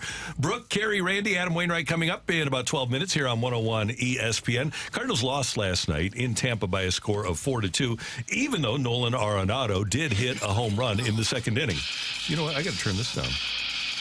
What is it? I got too much stuff going on here. There we go. You know the panic that happens every time music comes out of nowhere? Yeah. Everybody looking to check. Did I do that? Because you don't want to be the one that does it. It's like the worst feeling on earth. Yeah, the veteran guy. But old, but not tech savvy. That's my excuse. Okay, here's Nolan Arenado's home run. And that one cracked toward left. Arozarena on the run. It's a line drive homer.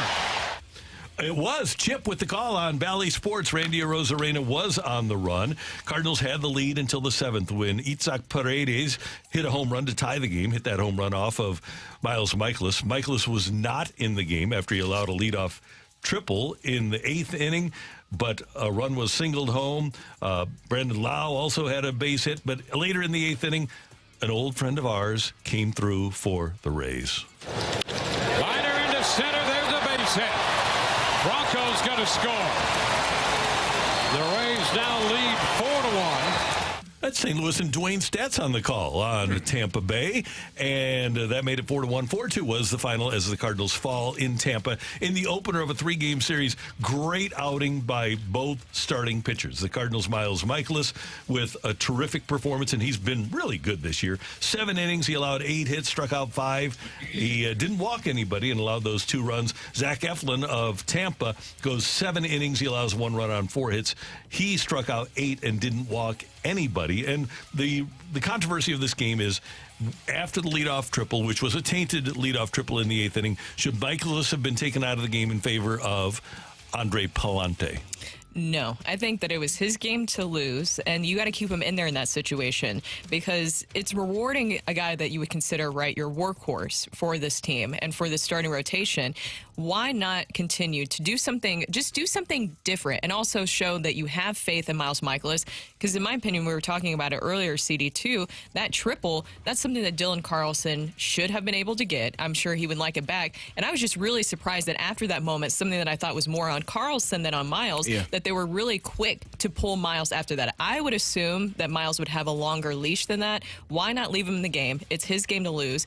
What are you competing for the rest of the season? When you say that you are still looking to win games, in my opinion, winning a game would be keeping Miles Mikolas in that situation, letting him get through it. Or if you do go to the bullpen, I don't think Andre Palante would have been my first choice in that specific situation. And oh, by the way, the Cardinals are season high 16 games under 500 now, 2.5 games behind the 4th place Pirates in the National League Central. And only one team is behind them in the overall National League standings, and that's the Rockies, who have a record of 45-68. Who beat them 2 out of 3 times last time. Yes, they did. Brooke, what was that number you said? 8? Was it 3 of 47 runners in scoring position? So they on Bally Sports last night, they were talking about 3 for 47 runners in scoring position, and their last 8 losses, 0 for 4 last night. Yikes! It's I don't know. At this point, is there really room or need to be frustrated with how the Cardinals are performing? No, it is what it is. Whether it's Andre Palante not getting the job done, or whether it's Miles Mikolas being pulled from the game, or 3 for 47 in your last however many games with runners in scoring position. Right now, I think this is where, again, you use this time as a developmental time for some of these young players to figure out who they are, what they are, and how to get better. And, you know, Paul Goldschmidt and Nolan Arenado have to suffer through this, being the veterans, being the older guys on the team. Adam Wainwright has to suffer through this. Wilson Contreras, a World Series champion, has to suffer through this because young guys at times are just learning how to play the game effectively, and hopefully they'll be better for it in 2024. Big news for St. Louis City SC. Kylian Mbappe will not be involved in Paris Saint-Germain's League One opener because of a contract dispute. Contract dispute for Mbappe. Hashtag Mbappe to St. Louis. Oh. Hashtag Randy, Mbappe. what kind of contract is he in dispute about? Like, what are the numbers around that? Is it a few hundred million? Well, he could miss every PSG game in August against the three big teams that they play as punishment. It's a contract that certainly the Enterprise rent-a-car people could match. Okay. Not that big of a deal. No. The rent-a-car people. All they have to do is rent like 3 more cars, like at every location they have next year, and they could afford it. There you go. Yep. We can add that. We can maybe start a GoFundMe along with the Shohei Ohtani to St. Louis GoFundMe. We can make another one as well. There you go. There you go. Just divvy it up. Get those 2 stars here. Mbappe recently told PSG that he would not extend his contract and plan to leave the club on a free transfer in June of next year. So look for Mbappe to STL in June of next year. Okay. That'd be cool. Yeah, of course. I'll be. Is he going to have for that. how many goals does Messi have in Mbappe. Messi having 3 games? 5 goals, 7 goals. What is he going to have that many goals? Oh, yeah. He's going to have that much of an impact. Matthew, 7 goals in 4 games, I think, for Messi, right? Oh God, he would. Kylian Mbappe would absolutely just. it's going to be awesome. It would be. It would be even better than what Messi's doing. I mean, Kylian Mbappe's younger. He's faster. He would just. I mean, he'd average 2.5, 3 goals a game. I mean, he'd literally be putting in hat tricks like it was a regular occurrence. That's why it's exciting. I can't, again, we didn't want to disrespect Tom Brady yesterday or any of the college teams out there, but again, this is what it is. Like, he'd be dropping 5 TDs on a regular basis. That's just a fact. It is what it is. Not trying to hurt anybody's feelings, but hey. And the new head coach at Stanford, Troy Taylor, says that he can't imagine anything other than Stanford playing Power 5 football. Can't play Power 5 football when you have only 4 teams in your conference. And there's talk about Stanford and Cal going to the ACC. Yeah. They have nothing left. They are folding right in front of our eyes. Who's left in the Pac-12 other than Stanford Oregon and State, Washington State, Cal, and Stanford. That's it. That's exciting. That's not a lot. No. There's Feel no bad conference. for our buddy SJ39, his Oregon State Beavers. Probably going to wind up in the Mountain West. Yeah, well, that's such is life. You have to bring something to the table as a program, and right now they haven't been. Here's all you need to know about college athletics. Stanford has won 29 of the last 32 Directors' Cups, which goes to the top athletic department in all of college sports. The top athletic department for 29 of the last 32 years has been the Stanford athletic department. But football has been down the last few years. They aren't in a market that really adores football. So it has nothing to do with, clearly, overall athletic excellence or with academics, because Stanford, one of the problems they have, one of the reasons that David Shaw resigned is that they couldn't get transfers into their school because their academic standards are too high. So for most of college, I put in air quotes, football, the college part of it doesn't matter. Mm-hmm. And neither do any other sports. Kevin Warren, when he was the commissioner of the Big Ten, told me one time that when he was negotiating TV contracts, it was 85% of the money was for football and 15% was for all of the other sports. Wow. And like 11 or 12% of that was men's basketball. Right. Wow. But football drives the show in college athletics. So there you have it. That is your rush hour reset here on 101 ESPN. I hope I like Stanford. I like Christian McCaffrey. I think John Elway was a pretty good quarterback. I would hope that they can maintain some sort of Power 5 presence, because that's just too historic of a program. Dick Vermeil, heck, Bill Walsh was the head coach there. Dick Vermeil was an assistant there. It's too historic of a program to not be a Power 5 program anymore. The best thing you can do is put it in the Big Ten, and then when you split up into divisions, you have essentially like a division that was the Pac-12. Yeah, West and East. Yeah, and then that's how you do the Rose Bowl now. Yeah, that'd be a good idea. All right, there is your Rush Hour Reset here on 101 ESPN. Coming up, we are going to talk to our friend Adam Wainwright. Wednesdays with Waino coming your way on the opening drive on 101 ESPN.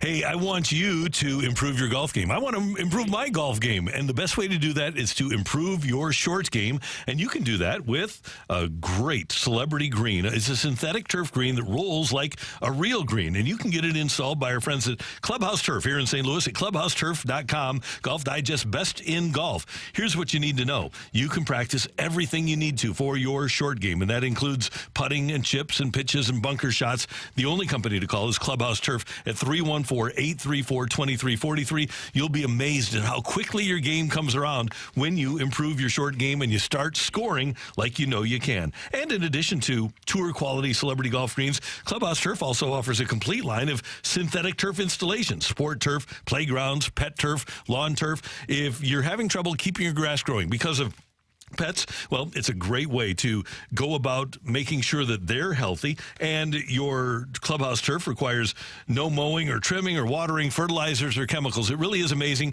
and it looks great, and it works great. It's highly functional. Get a Celebrity Green or just a turf from Clubhouse Turf, 314-834-2343, clubhouseturf.com.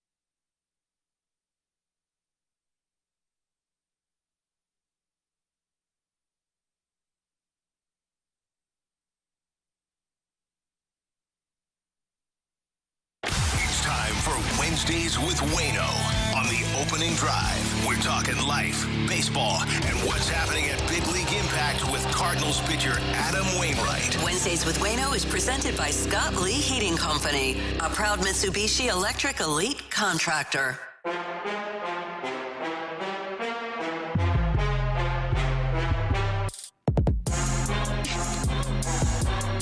The Cardinals Cardinals back at it tonight in Tampa. Well, in St. Petersburg. It's a 5:40 game. They'll take on the Tampa Bay Rays, and the Cardinals will pitch Dakota Hudson, and he'll be opposed by Jalen Beeks of Tampa Bay. Dakota has kind of bounced back and given the Cardinals some reason for hope with his last couple of outings, and you wonder if maybe he has figured something out. One thing I caution everybody against, and as soon as the Cardinals said we're selling and we aren't necessarily going for it this year, there are some really good players that are going to do really good things. There's some really good players that aren't going to do great things, and there are going to be players that kind of fool you, that they're going to do good things, but you don't really expect it, and there's a reason for it, because guys that pitch well under low-pressure situations or play well under low-pressure situations can fool you.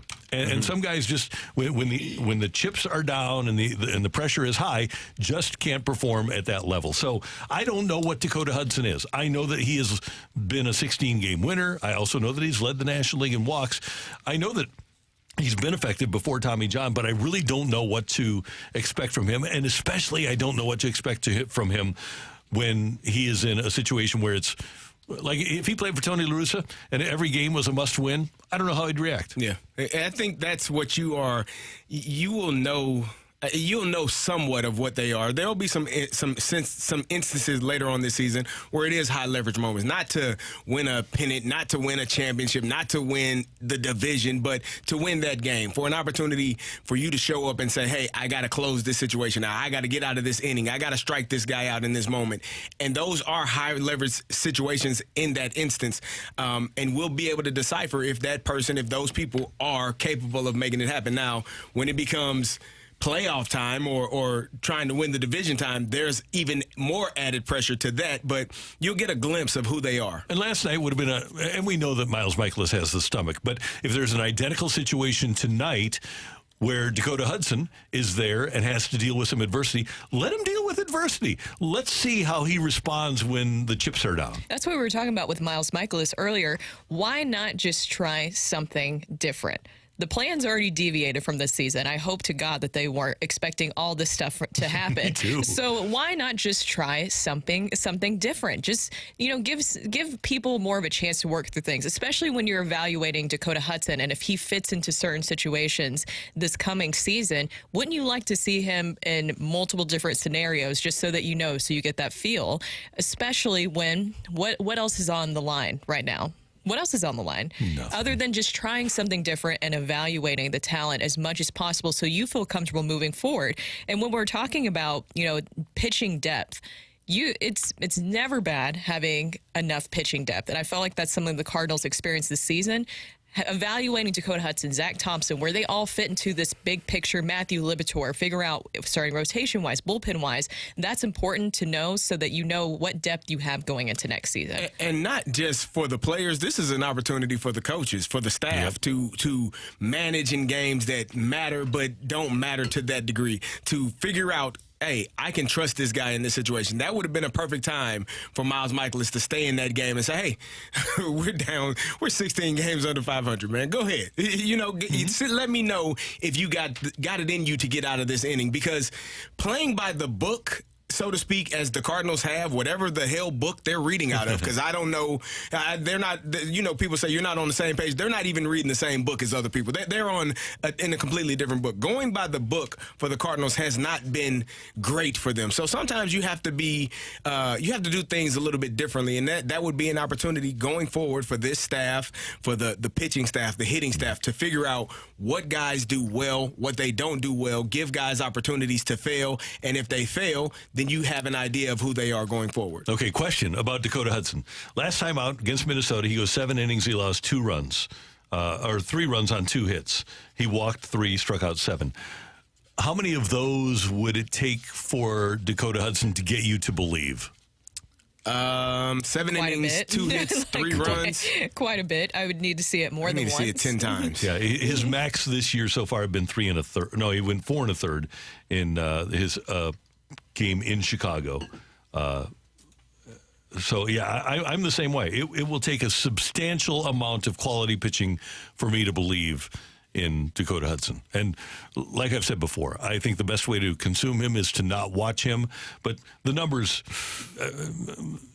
even the analytics people with their underlying numbers, the underlying numbers, even the overlying numbers, the walks aren't great. Randy, the best way to consume him is to not watch him? Yeah.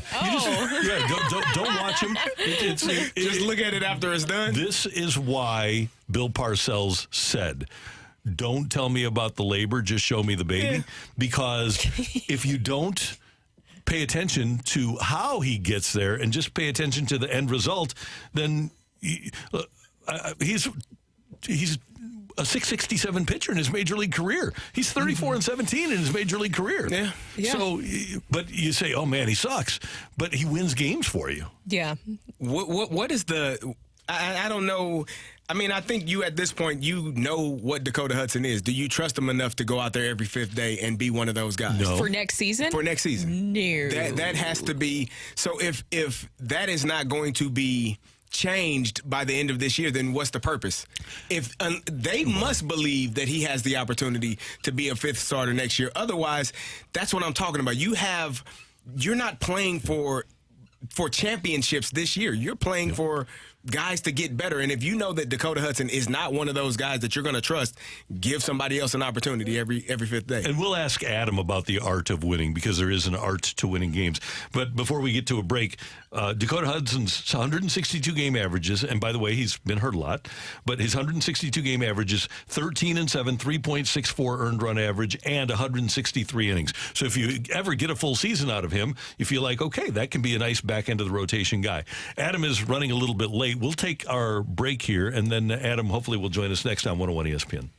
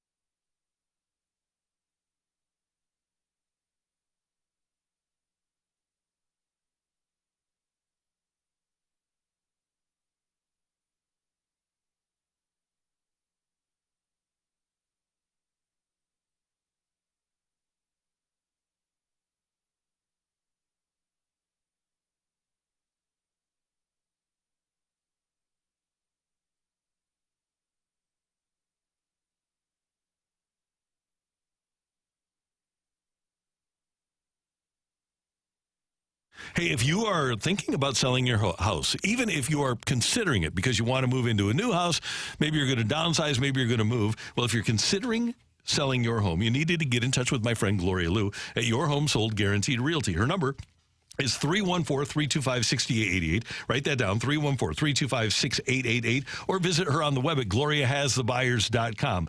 And that name is her promise, and it says it all. Your home sold, guaranteed realty. She's mastered the home selling promise by guaranteeing upfront and in writing to sell your home at your agreed to price and time frame, or she'll buy it herself, guaranteed. Your agent can't compare to that. Gloria has solutions for every type of home seller. For sellers who want a fast sale with no hassles, Gloria's 24-hour cash offer solution is a great option to consider. No showings, no costly repairs, and you pick the closing date. You always get the highest cash offer bid from Gloria's database of buyers in what she calls her cash offer bid box. It's Gloria Liu, 314-325-6888. If you want to sell your home, get in touch with her at gloriahasthebuyers.com.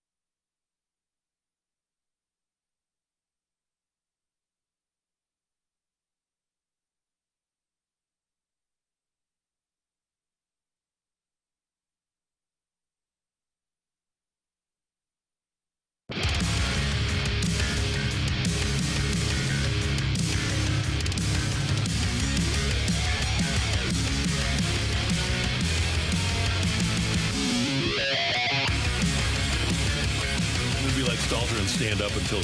Oh, are we all supposed to stand? Okay. Yeah, we can be like the Vaseline. Somebody pointed that out one day that we all tend to sit on the morning show, and then they were like, "Well, this fast lane stands the whole time." I don't mind being lazy. It's early for us. Yep. Tell those guys to get up at 5 a.m. and get ready for work and get going. Yeah, exactly. We love you, Carrie. Having played pro football, you played for a dysfunctional organization, and you played for a highly functional organization. Let me fix my camera here. There you go. There, can you see me better now? Anyway, so there has to be a situation to succeed in any environment, whether it's a radio station or a bank or a Jaguar dealership. You can't have silos to succeed at your highest level. You can't have people doing their own thing. You have to have everybody pulling the rope in the same direction, working in tandem. And if we look at the Cardinals now and just think about a guy like Matthew Liberatore, who's going to pitch tomorrow night, and he's throwing 96, 97 at the minor league level, comes up here and he's throwing 93, 94, and his stuff is completely different. Highly successful at the minor league level, highly unsuccessful here. You see a guy like Jordan Walker, who is told by the major league staff, go down and work on your launch angle and work on not on walking more. He goes down there and says to the media, well, I really haven't changed anything, and then gets called back up. It seems to me that the Cardinals need to do, and this is just an observational thing that I've seen, but then I've asked people in the organization about it, and it's been verified to me that there is kind of a disconnect between the major league and the minor league setups, and that maybe there needs to be a higher level of communication and less siloing. And I always think about when Skip Schumacher was on the Dan Le Batard show and said, you got situations. I've worked in situations where guys are trying to get other guys jobs. I think you should always be trying in an organization to try to work together to advance the cause. And I'm not so sure that whether it's because of just a natural disconnect, maybe poor overall organization, or maybe it is something more nefarious than that. But it just doesn't seem like there's a great level of communication throughout the organization. And I think Jordan Walker is a great example of all that, because even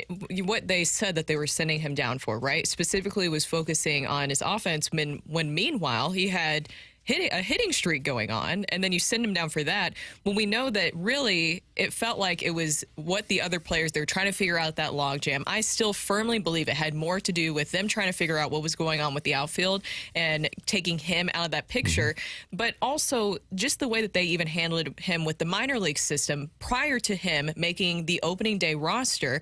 Why not get him more reps in the outfield? We keep talking about that. We talked about it earlier because it still doesn't make any sense, and that kind kind of adds to your theory about the disconnect. That's just one of the many examples that we see where it just does not make much sense as to why you have one thing happening in the minors and you didn't start getting him reps in the outfield until you moved Harrison Bader last summer. Why not start it sooner?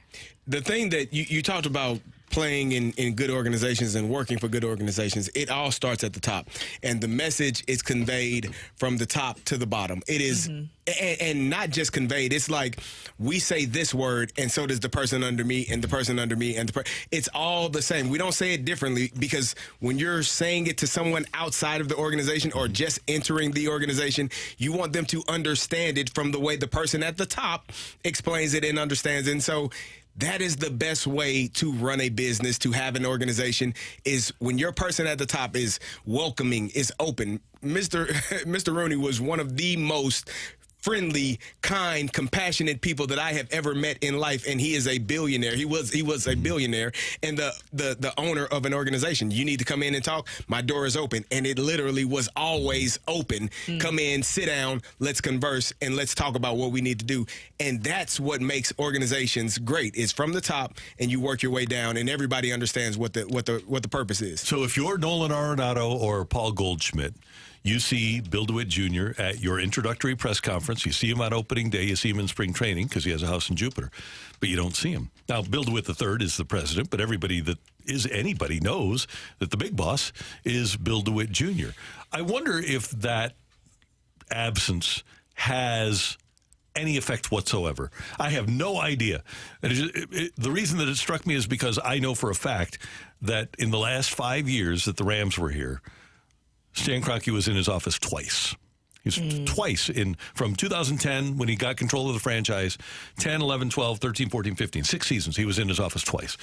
And I wonder if those players that know who the big boss is, it's okay, everybody else is kind of a boss, but the big boss, he's not here. I wonder if that does have an effect because of what you just said. It's a matter of respect for that authority and being able to talk to the person that's really making the ultimate decisions. It's knowing that they are there and you can have that open dialogue if there is confusion, if there is misunderstanding, if things are going right. Hey, what do you think about this? I love it. Let's do more of that. Nah, I didn't like that. Let's try to go in this direction. Being able to have those conversations with the people that are leading your organization, and again, it just trickles its way through the entire organization. Yeah, and think about some of the assets that they have lost too over the years. You mentioned Skip earlier. Losing him, that was a key part of your organization that has been around. And then even Matt Holliday was supposed to be a bench coach. Losing him. Then you even had Albert Pujols and Yadier Molina and what they have brought to the team,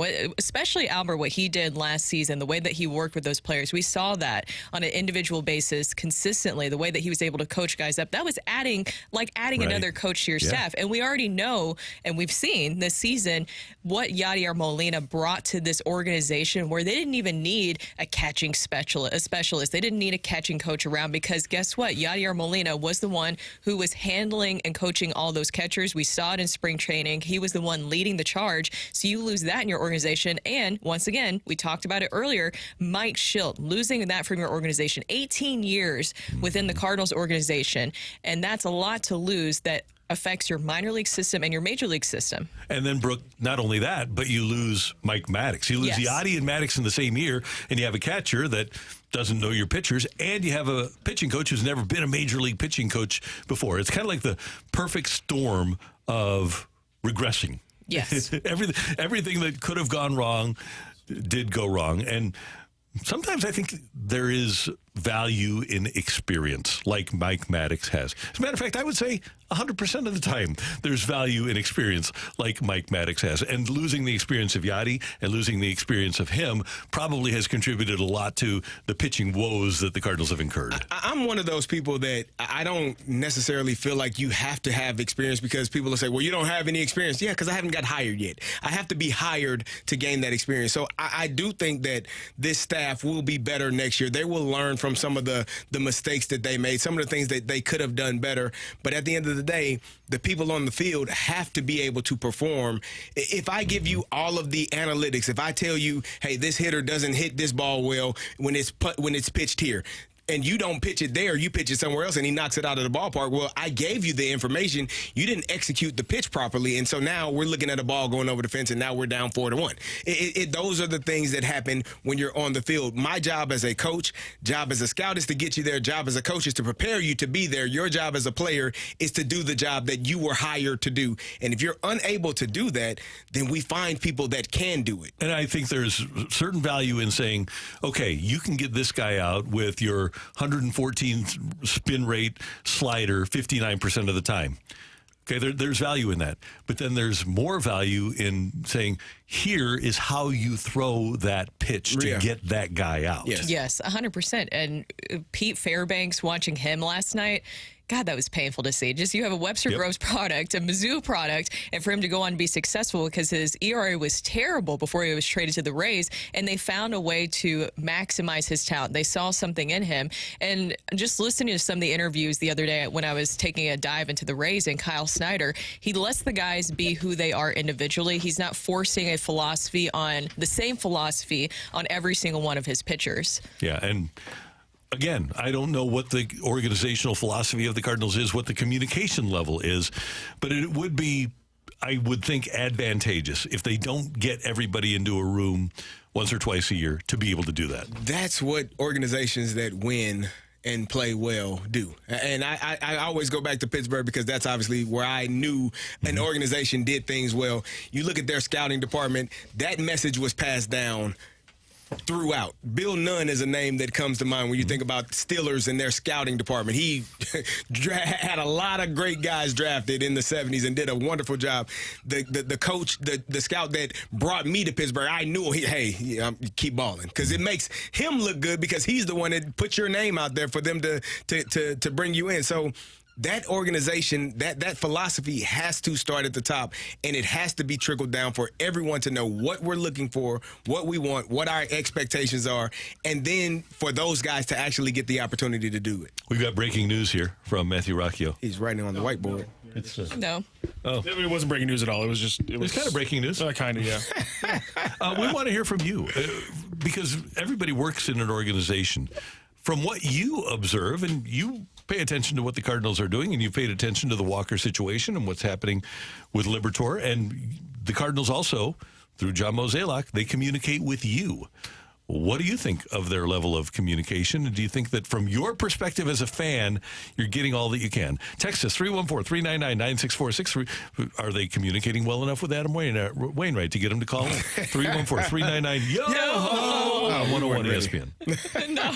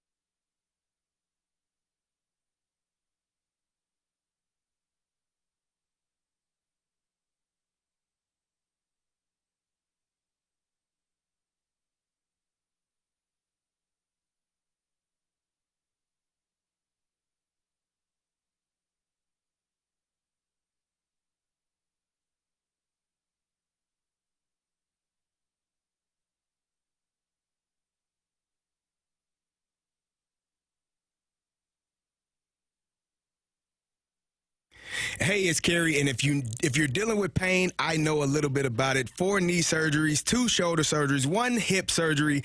Thought I would have to have elbow surgery in both elbows, and that is until I met Dr. Sheen, and he taught me about PBM. PBM is a simple thing, big word, easy explanation. It's photobiomodulation. It's simply light therapy that helps you heal. The light stimulates the cells in the damaged area, which allows your body to heal itself faster. It decreases inflammation, and it helps eliminate pain. My elbows, as I said, thought I was going to have to go in for surgery. I haven't had any pain in months because of this PBM. It has helped me drastically become a much better person, feel better. And if you want to feel better, you need to see Dr. Sheen as soon as possible. My physical therapist told me that there is much less inflammation in my elbows that had been in the past, which was causing all of that pain. And that's simply because of the PBM. My knees feel better, my elbows, my shoulders, everything is feeling better. And I want you to feel better as well. Reach out to Dr. Sheen today at thesvi.com. That's thesvi.com.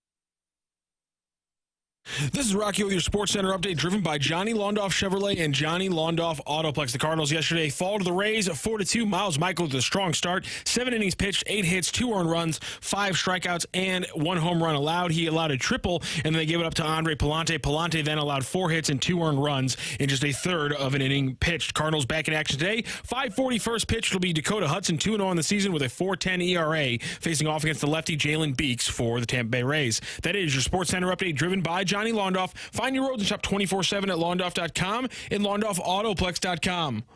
Are you kidding me?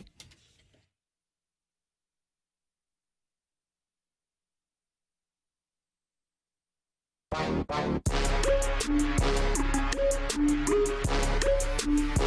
right, question from the crowd here during the course of the break. Best steak in St. Louis? Ooh. Brooke Grimsley came up with that one. Very difficult. Mine, because I love a good steak. I like a good filet mignon, and so I don't make that face. I'm trying to be fancy. Yeah, I want a nice I filet. love the fanciness. You like the way you pronounce good that? steak. Filet okay. mignon. Mignon. Anyways, my favorite is Capitol Grill. Can't go wrong with Capitol Grill. I feel like I had one at Fleming's that was pretty good. Fleming's is great. Annie Gunn's Chesterfield. Oh, Annie Gunn's is so good. Really good. That big shrimp that they have. That's an oxymoron there. That's my favorite oxymoron. That's Jumbo Shrimp is my favorite oxymoron, Randy. Yeah. Somebody said Carmine's Longhorn. Now, I do love a good Longhorn steak. And Texas Roadhouse. Oh, I love Texas Roadhouse. Those rolls. Ooh, to die for. I can get enough. Brooke loves a chain restaurant. I love chain. We did discover that. I love a good chain restaurant. I love fast food restaurants. I have slowed it down a little bit so that I don't gain a ton of weight. I've never been to Carmine's. Really? Is Carmine's like thumbs up? It's in the city. Yes. Mm-hmm. Yeah, it's good. Okay. Good things. So, Bulletin. Are you our resident foodie on the show? I do eat a lot. Maybe I can be a good foodie. Give us for a you list guys. of places that we need to a list. check out. Well, that's interesting because Wayno, what was it? Mark Saxon put out that Wayno has like a list of St. Louis restaurants. My list of St. Louis restaurants, and maybe some of these are like special occasions, but just some of my favorites, some nice, some, easy, just go in and out. Louis DeMunn is one of my favorites. I know Michelle Smallman, she brought that up before. That's one of her favorites too. The chicken there is incredible. Rock, you've had it before. Oh, it's God, like, yeah, oh my God. People always find it weird when I say like the thing I go to for a restaurant is chicken. Because they're like, why that's your one go-to thing. Trust me, do it. It's worth it. Indo? And swap out the broccolini for potatoes. No. And Sorry, Randy, it's that good. It's so good. Trust me, It's Randy. so it is a good. life-changing. The chicken is so life-changing chicken. It's so good. It's so good. Do they have steak there? They have like... They got a pork tenderloin and they do have a steak there. Yeah. The steak is fantastic. But I'm telling you... How did you order a chicken? The chicken is... It's like has this nice kind of like crust that... Oh, my God. They get the skin crispy and then the jus is just to die for. Right, okay, so continue your list, Okay, foodie. Luis, Sato, and Indo. I'm big into Japanese food and sushi. The fish is flown in from Japan, which I know that sounds really fancy and all that stuff. Fancy. It's very nice. Indo is where David and I got engaged, so that one holds a special place in my heart. Very nice. Other restaurants that I like, Buzz's Hawaiian is one of my favorites. I go there quite a bit. Shout out to the owner. And Arzola's Mexican restaurant, so good. The best steak fajitas you will have in town. Nice. Good. Okay. Those are my favorites. I like that a lot. Very nice. I kind of go to those quite a bit, but I've tried everything. I mean, the list is long of places I like to go to. Good. Yeah, our friend Paul Motto down the street has a great place. Paul Motto's at 141 and Olive. That's sensational. Can never go wrong with the Fenton Bar and Grill if you want a great burger. It's fantastic. We're getting yelled at from the 618. I would assume this is yelling when they write in all caps, Twisted Tree. Twisted Tree, oh yeah. Sorry. Jeez. Yeah. We heard you the first time. We did. Jeez. Okay. Oh, and you know what? Well, shout out because the chains, sometimes because they are chains, they don't get the sort of acclaim that they should. Capitol Grill, Fleming's, Ruth's Chris, Morton's, all of those are fantastic. Yeah. They're great steaks. You just can't go wrong with any of those places. Yeah. And Citizen Cane's in Kirkwood. I love a good chain restaurant. Like Chili's. Oh. I probably ate too much Capitol Grill when I was in Pittsburgh. We probably ate there like every weekend. Oh, that's fancy. Great. Almost. Yeah, like seriously. Oh my gosh. It was like our Friday night. Olive and Oak is another good place, and they have the cowboy. I think it's like a cowboy ribeye or something like that. So it's massive. I remember I saw a blues player there. I can't remember his name. He's gone now. Vladimir Tarasenko. A blues player there. He was by himself. He got that whole steak. It's like, I can't remember how many ounces. It's meant for multiple people or two people. He got the whole steak for himself. Brad and I just Thompson looked over that. and I was like, oh my God. Yeah, Brad Thompson does the cowboy ribeye. He goes crazy. I won't be able to be there. You all going to bring me a box back? Cowboy ribeye. You can bring it back. Yeah. You will bring a whole big old bring ribeye. the whole back. Bring it back. Absolutely. So we asked for text. What kind of text are we getting, Matthew? Boo Twisted Tree. Citizen K. People are shouting back and forth. Are they booing Twisted Tree? Well, that's what somebody did. I'm not this person. I'm just the text line. There's some people who have their feelings about the food. Somebody's throwing out. By the way, a cowboy ribeye weighs about 2 pounds. The Primanti Brothers, also in all caps. And exclamation points. It's not in St. Louis. It's not in St. Louis. Yeah, 801 Chop House, by the way, is also great. Yes. In Clayton, right near Capitol. People throw out Andrea's Steakhouse. I know down the hallway they are big fans of the steak sauce that Andrea sells over on TMA. That's all they talk about. Apparently, the steak sauce is really good. That's a good question. Where's Andrea's? Oh, FedEx Brian's trying to stir the pot here. Best sandwich place in St. Louis. Joyous. 6805 Adriana's? Old Collinsville Road for Andrea's Steakhouse. Okay.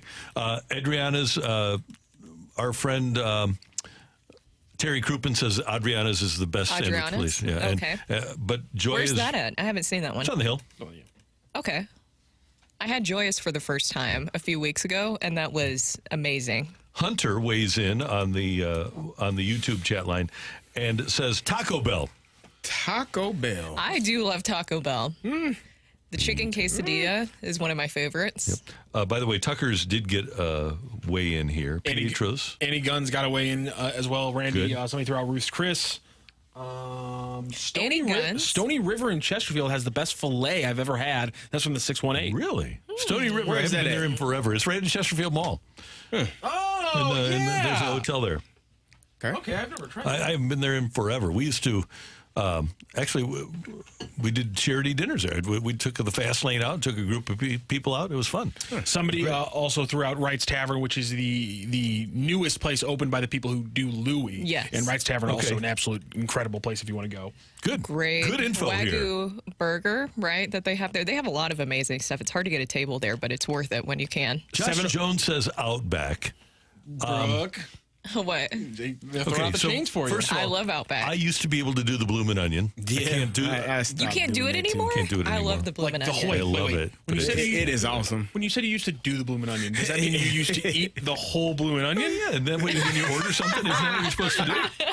So you're supposed to share the blooming onion. So your point is that you can't eat a whole bloomin' onion anymore. Okay, no, I can't. Have you ever thought about how weird of a concept that Outback is? It's just like a steakhouse, but they made it Australian, and Yeah. somehow it's different. Kind of weird, huh? Yeah.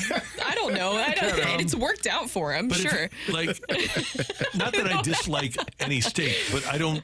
All due respect to Outback, but I don't think that I would put them in my top 5 or 6 in St. Louis. I don't think I We're would. talking about like chain steaks that are just like in a nice price range. I'm doing Texas Roadhouse. Me too, For sure. all the way. Yes. Yeah, it's really good. So and what a great business plan because it's always packed. Everybody loves the road crib. Mm-hmm. Yeah. It's great. We got 314 says Ruperto's Trattoria and Chop Out, which I've never tried before. I don't know it either. Yeah, I got it. So, 703 says y'all sleeping on the tenderloin room. The tenderloin room. Tenderloin room. Where's Well, that? if we're going Somebody to make a talk list about and sleeping, send it to us. So I'm not a prime rib guy, but the best prime rib in town apparently is Chris's on Lindbergh. Oh, yes, it is. I've had the prime rib there. It's amazing. Oh, yeah, we just got one from 314. Yeah, Chris on Lindbergh. So is that one? The Charcoal House in Rock Hill has always been good for a long time. Oh, my God. Look at this picture that the 636 just sent in of this cowboy ribeye. Good From where? Lord. I don't know. I can't tell the place. Cowboy ribeye. That's Good pretty huge. God. So Yeah, eat that whole thing. there you go. So anyway, that's some quality information for you here on the opening drive on 101 ESPN. That's because Adam Wainwright failed to call in. Hopefully we'll have Thursdays with Wayno tomorrow. That's Coming yeah. up, we're going to give you a Cardinal Bud Bash ticket giveaway opportunity. We have your chance to win a 4-pack of tickets to next Tuesday night's Budweiser Bash for the Cardinals versus the A's. Next week's Bud Bash game features a limited edition Gary Gaetti bobblehead. Text in now and answer our question, 314-399-9646, 314-399-YO-HO, to win Budweiser Bash tickets for the Cardinals versus A's. And if you don't win today, you can get all the details on this season's series of Budweiser Bash Cardinals games at cardinals.com/promotions. Let's see if in the space of the last 15 seconds that Matthew Rocchio has come up with a question that allows you to win these Budweiser Bash tickets. He's typing away. He's going. And Gary Gaetti. Yes, because I actually had 2 different Gary Gaetti ones yesterday, and so I had another one here as well. Which 2 teams, you got to answer 2 teams. Which 2 teams did Gary Gaetti finish top 10 in MVP while playing for? Oh, Which 2 good. teams did Gary Gaetti finish top 10 in MVP voting while playing for? Text into text into the text line and with the answer to that question. And if you are caller number 25, you'll win the Budweiser Bash tickets. That's pretty cool. Coming up, we've got Rocc and Roll here on 101 ESPN.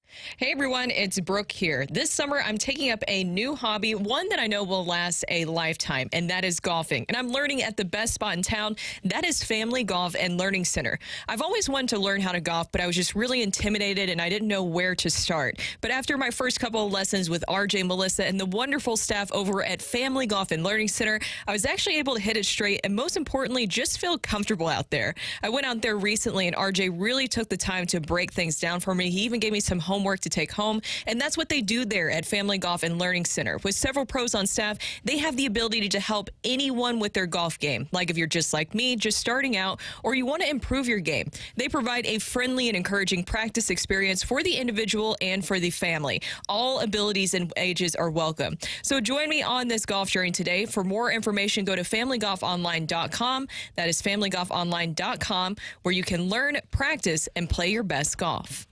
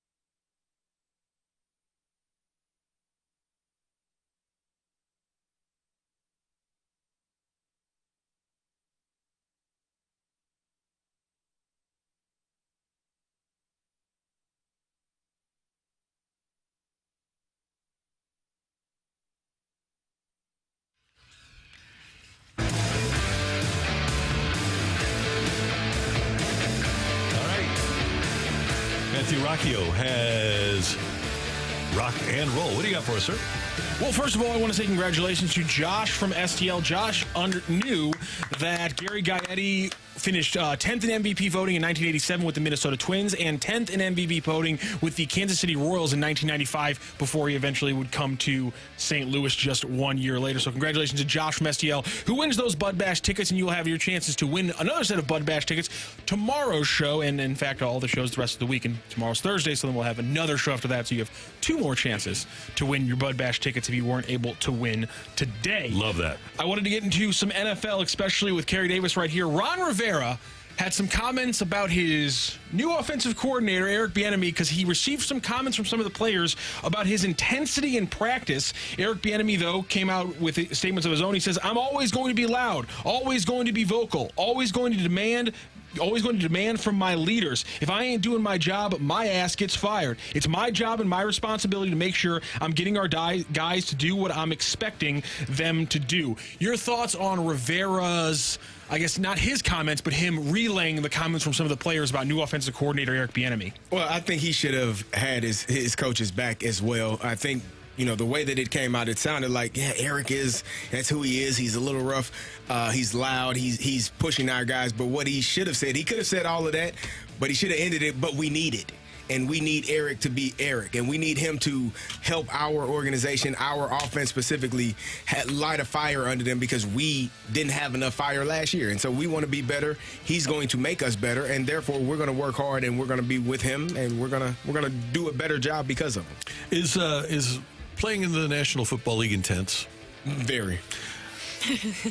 It's intense. If these guys, let me tell you something. I wanted to ask this especially to you, because you gave us a good example of your own Steelers players policing a coach. Yeah. And you guys thought he was stepping outside his lines. And so this story makes it interesting, because we're hearing he's intense. And we're hearing that he's screaming finish every single play in their ears constantly over and over. But we're not hearing any reports of him being like that coach was in your example, vulgar or to that kind of level. Yeah, it's how you talk to people. If I'm yelling at you because I want you to finish a drill. I want you to run harder. I want you to block longer. I want you to, get upfield and get north. That's part of football. That's part of becoming a good offensive unit. And if they are unable or unwilling to just listen and not hear how it's being said, but hear the message, you have to tune out some of those things. I don't want those guys on my team. Yeah, you need guys that are going to work hard and be willing to fight through adversity and not complain or,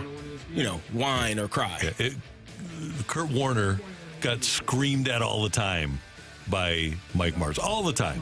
And and what Martz was doing, he was talking to Trent Green through Kurt. There you go. But it wasn't too intense. And I've told you the stories about how Mike would say, I didn't ask for a 17.5-yard in. I asked for an 18-yard in. That's the expectation. I remember specifically him standing arms crossed behind Alex Barron, first round pick in 2005. And he's saying, this is the NFL, Alex. It's the NFL. Yeah. If you can't handle being yelled at, being talked to aggressively, or I question if you're going to be able to block Aaron Donald on 3rd and 6. Yeah. Because what are they saying out there on the field? I mean, it's just not nice what they're saying out there on the field. And the pressure, the moments it's so much pressure associated with certain moments in games and getting that crucial first down when it's 3rd and long or 3rd and short and the defense know you're running the football. You have to be able to internalize that and put it out there into the right places and get the job done. And here's a guy that's won a couple of Super Bowls as an offensive coordinator. He's been with the most successful organization over the last decade. And you got a bunch of guys that haven't won a damn thing. Yeah. Right? That organization has won nothing since 2004, since Joe Gibbs was there for his second round. Yeah. Why are these guys... These players should embrace and they should want to lap up everything that Eric Bieniemy has to say. I just feel like with the Commanders, there's just so much tension surrounding them with everything that has happened that maybe that isn't a part of it too, where everybody's just more on edge, and maybe the culture of just that team and everything and changing, and you're bringing in new ownership. I don't know, maybe that has something to do with it, but it just kind of seems like very normal and standard from everything that I'm reading with Eric. I don't know. Well, is it a throwback? I don't even consider that a throwback. That's just coaching. Yeah, there's nothing wrong with having expectations. Listen, and that's also this generation where if they get talked to in a certain way, I can transfer to a new school. I can leave and go somewhere else. I want to be treated fairly and not yelled at or screamed at. Listen, the NFL is hard. It's hard to stay. It's hard to get there. It's harder to stay there. And if Eric Bieniemy, as you said, a guy that has won a couple of Super Bowls, Tyreek Hill came out in defense of him. He said, yeah, it's hard. It's a lot. We all had to go through it. You'll be better off for it if you just stick it out. And so that's what it is. If you got guys that are Pro Bowl players in Tyreek Hill and Travis Kelce who have been through it, have understood, and Patrick Mahomes, they've all gone through it. I'm sure that Eric Bieniemy yelled at Patrick Mahomes. Yep. He does not strike me as a person that tucks his tail and walks away because it's Patrick Mahomes. There is an expectation, and if you're not doing that job, you're going to get talked to so that you can do that job better the next time you get the opportunity. I just don't get, like, what happened to them in college? Like, what happened to them in high school? Was there nobody talking to them and just left them alone? Because that doesn't make any sense. It's okay, baby. It's okay. Some of them, like, I wonder a guy like Terry McLaurin, who had to deal with he had to deal with Urban Meyer. I'm sure he's not bothered. Exactly. Right? I'm sure he's like, y'all are bothered by this? Yeah. Come on. Haven't seen anything. We get paid for this. Hell, I was getting cussed out and didn't get a dime. Oh, yes, you did. Well, he you right there, man. He might have taken a pay cut when he got to the league. Exactly. John Keim on ESPN had this story, and I thought he had a great point in his story when he pointed out that these are the same, a lot of these probably are the same Commanders who complained about Scott Turner's offense last year. Yeah. So you literally replace the sense. offensive coordinator that you're saying he's not good enough for this team.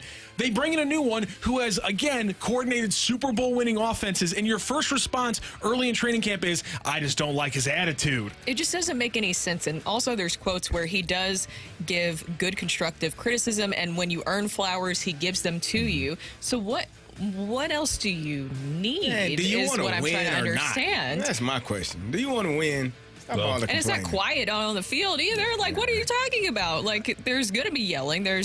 He's preparing you for, it seems like, a lot of different situations. That's what I'd want in a coach because it shows that he cares. Yep.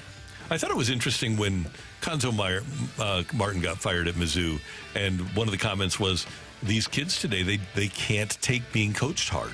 Yeah. Brad Underwood deals with that at Illinois. Yeah. Brad Underwood deals with that. If you don't have thick skin, if you are thin-skinned and unable to deal with being yelled at or talked to aggressively, it's probably not a good place for you because he has a standard and expectation, and if you aren't meeting those standards, and it's a college basketball coach. And he's had guys leave the program because of it. But that's the understanding and that's the expectation. The guys that are there are going to be hard, tough-nosed kids and going to work their butt off. Wait, you mean he's not nice all the time like he was when he was recruiting me? Not at all. It's not always going to be that way. Like, what reality do we live in? It's amazing. You know, it's just it's part of it, right? Yep. So, were you guys talking about college basketball coaches? Yeah. Yep. You know what? I tell you what. Mizzou just announced they're going to be playing a neutral site game against Seton Hall in Kansas City. Just a great move, and I know that we have some fans of Dennis Gates in this room. Hey, she'll give you that look like a daughter gives a dad, and you'll turn right back around and become a Mizzou fan. M-I-Z, Carrie. You are probably right. Carrie, M-I-Z, Carrie. Oh, no, Coach. Z-O-U. Thanks, Coach. How many times are we going to play that when the season starts here? Enough is awful. My daughter does go to Mizzou, so I do pay them. So therefore, I can get a little break. The first obstacle in greatness was Kerry Davis, and now they signed Marcus Allen, and the sky is the limit now for Dennis Gates and the Missouri basketball team. Thank you for that setup, Randy. Yeah. Marcus Allen is back? Different Marcus Allen? He was a running back. This guy's 6'4", and he's a defensive specialist. Not exactly the same Marcus Allen mold that we talked about prior, but nonetheless, a guy named Marcus Allen is going to be a star. T-Mac used to play a lot of golf with Marcus Allen when he lived here. Really? Yes, he did. Oh, really? Yeah, apparently he's really addicted to golf. T-Mac or Marcus Allen? Both. Yep. Yeah. And by the way, good luck to Aaron Grimes. He's playing in the tournament over at Glen Echo this week. Tim and Action Jackson and Doug Vaughn and I played with him yesterday in the Pro-Am over there and had a great time. And so good luck to him, Aaron Grimes. Keep an eye out for him. He's going to play on the tour someday. Is Wayno going to join us tomorrow? Yes, we will have a time for Wayno tomorrow. Good luck with that, Mr. Producer.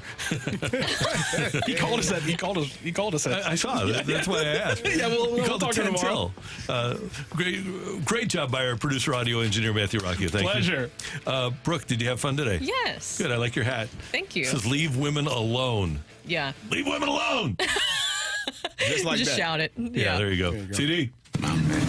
Hey, we thank you for tuning in, texting in, and being a part of the show for all of us until tomorrow morning at 7. Have a great day, St. Louis. That's right.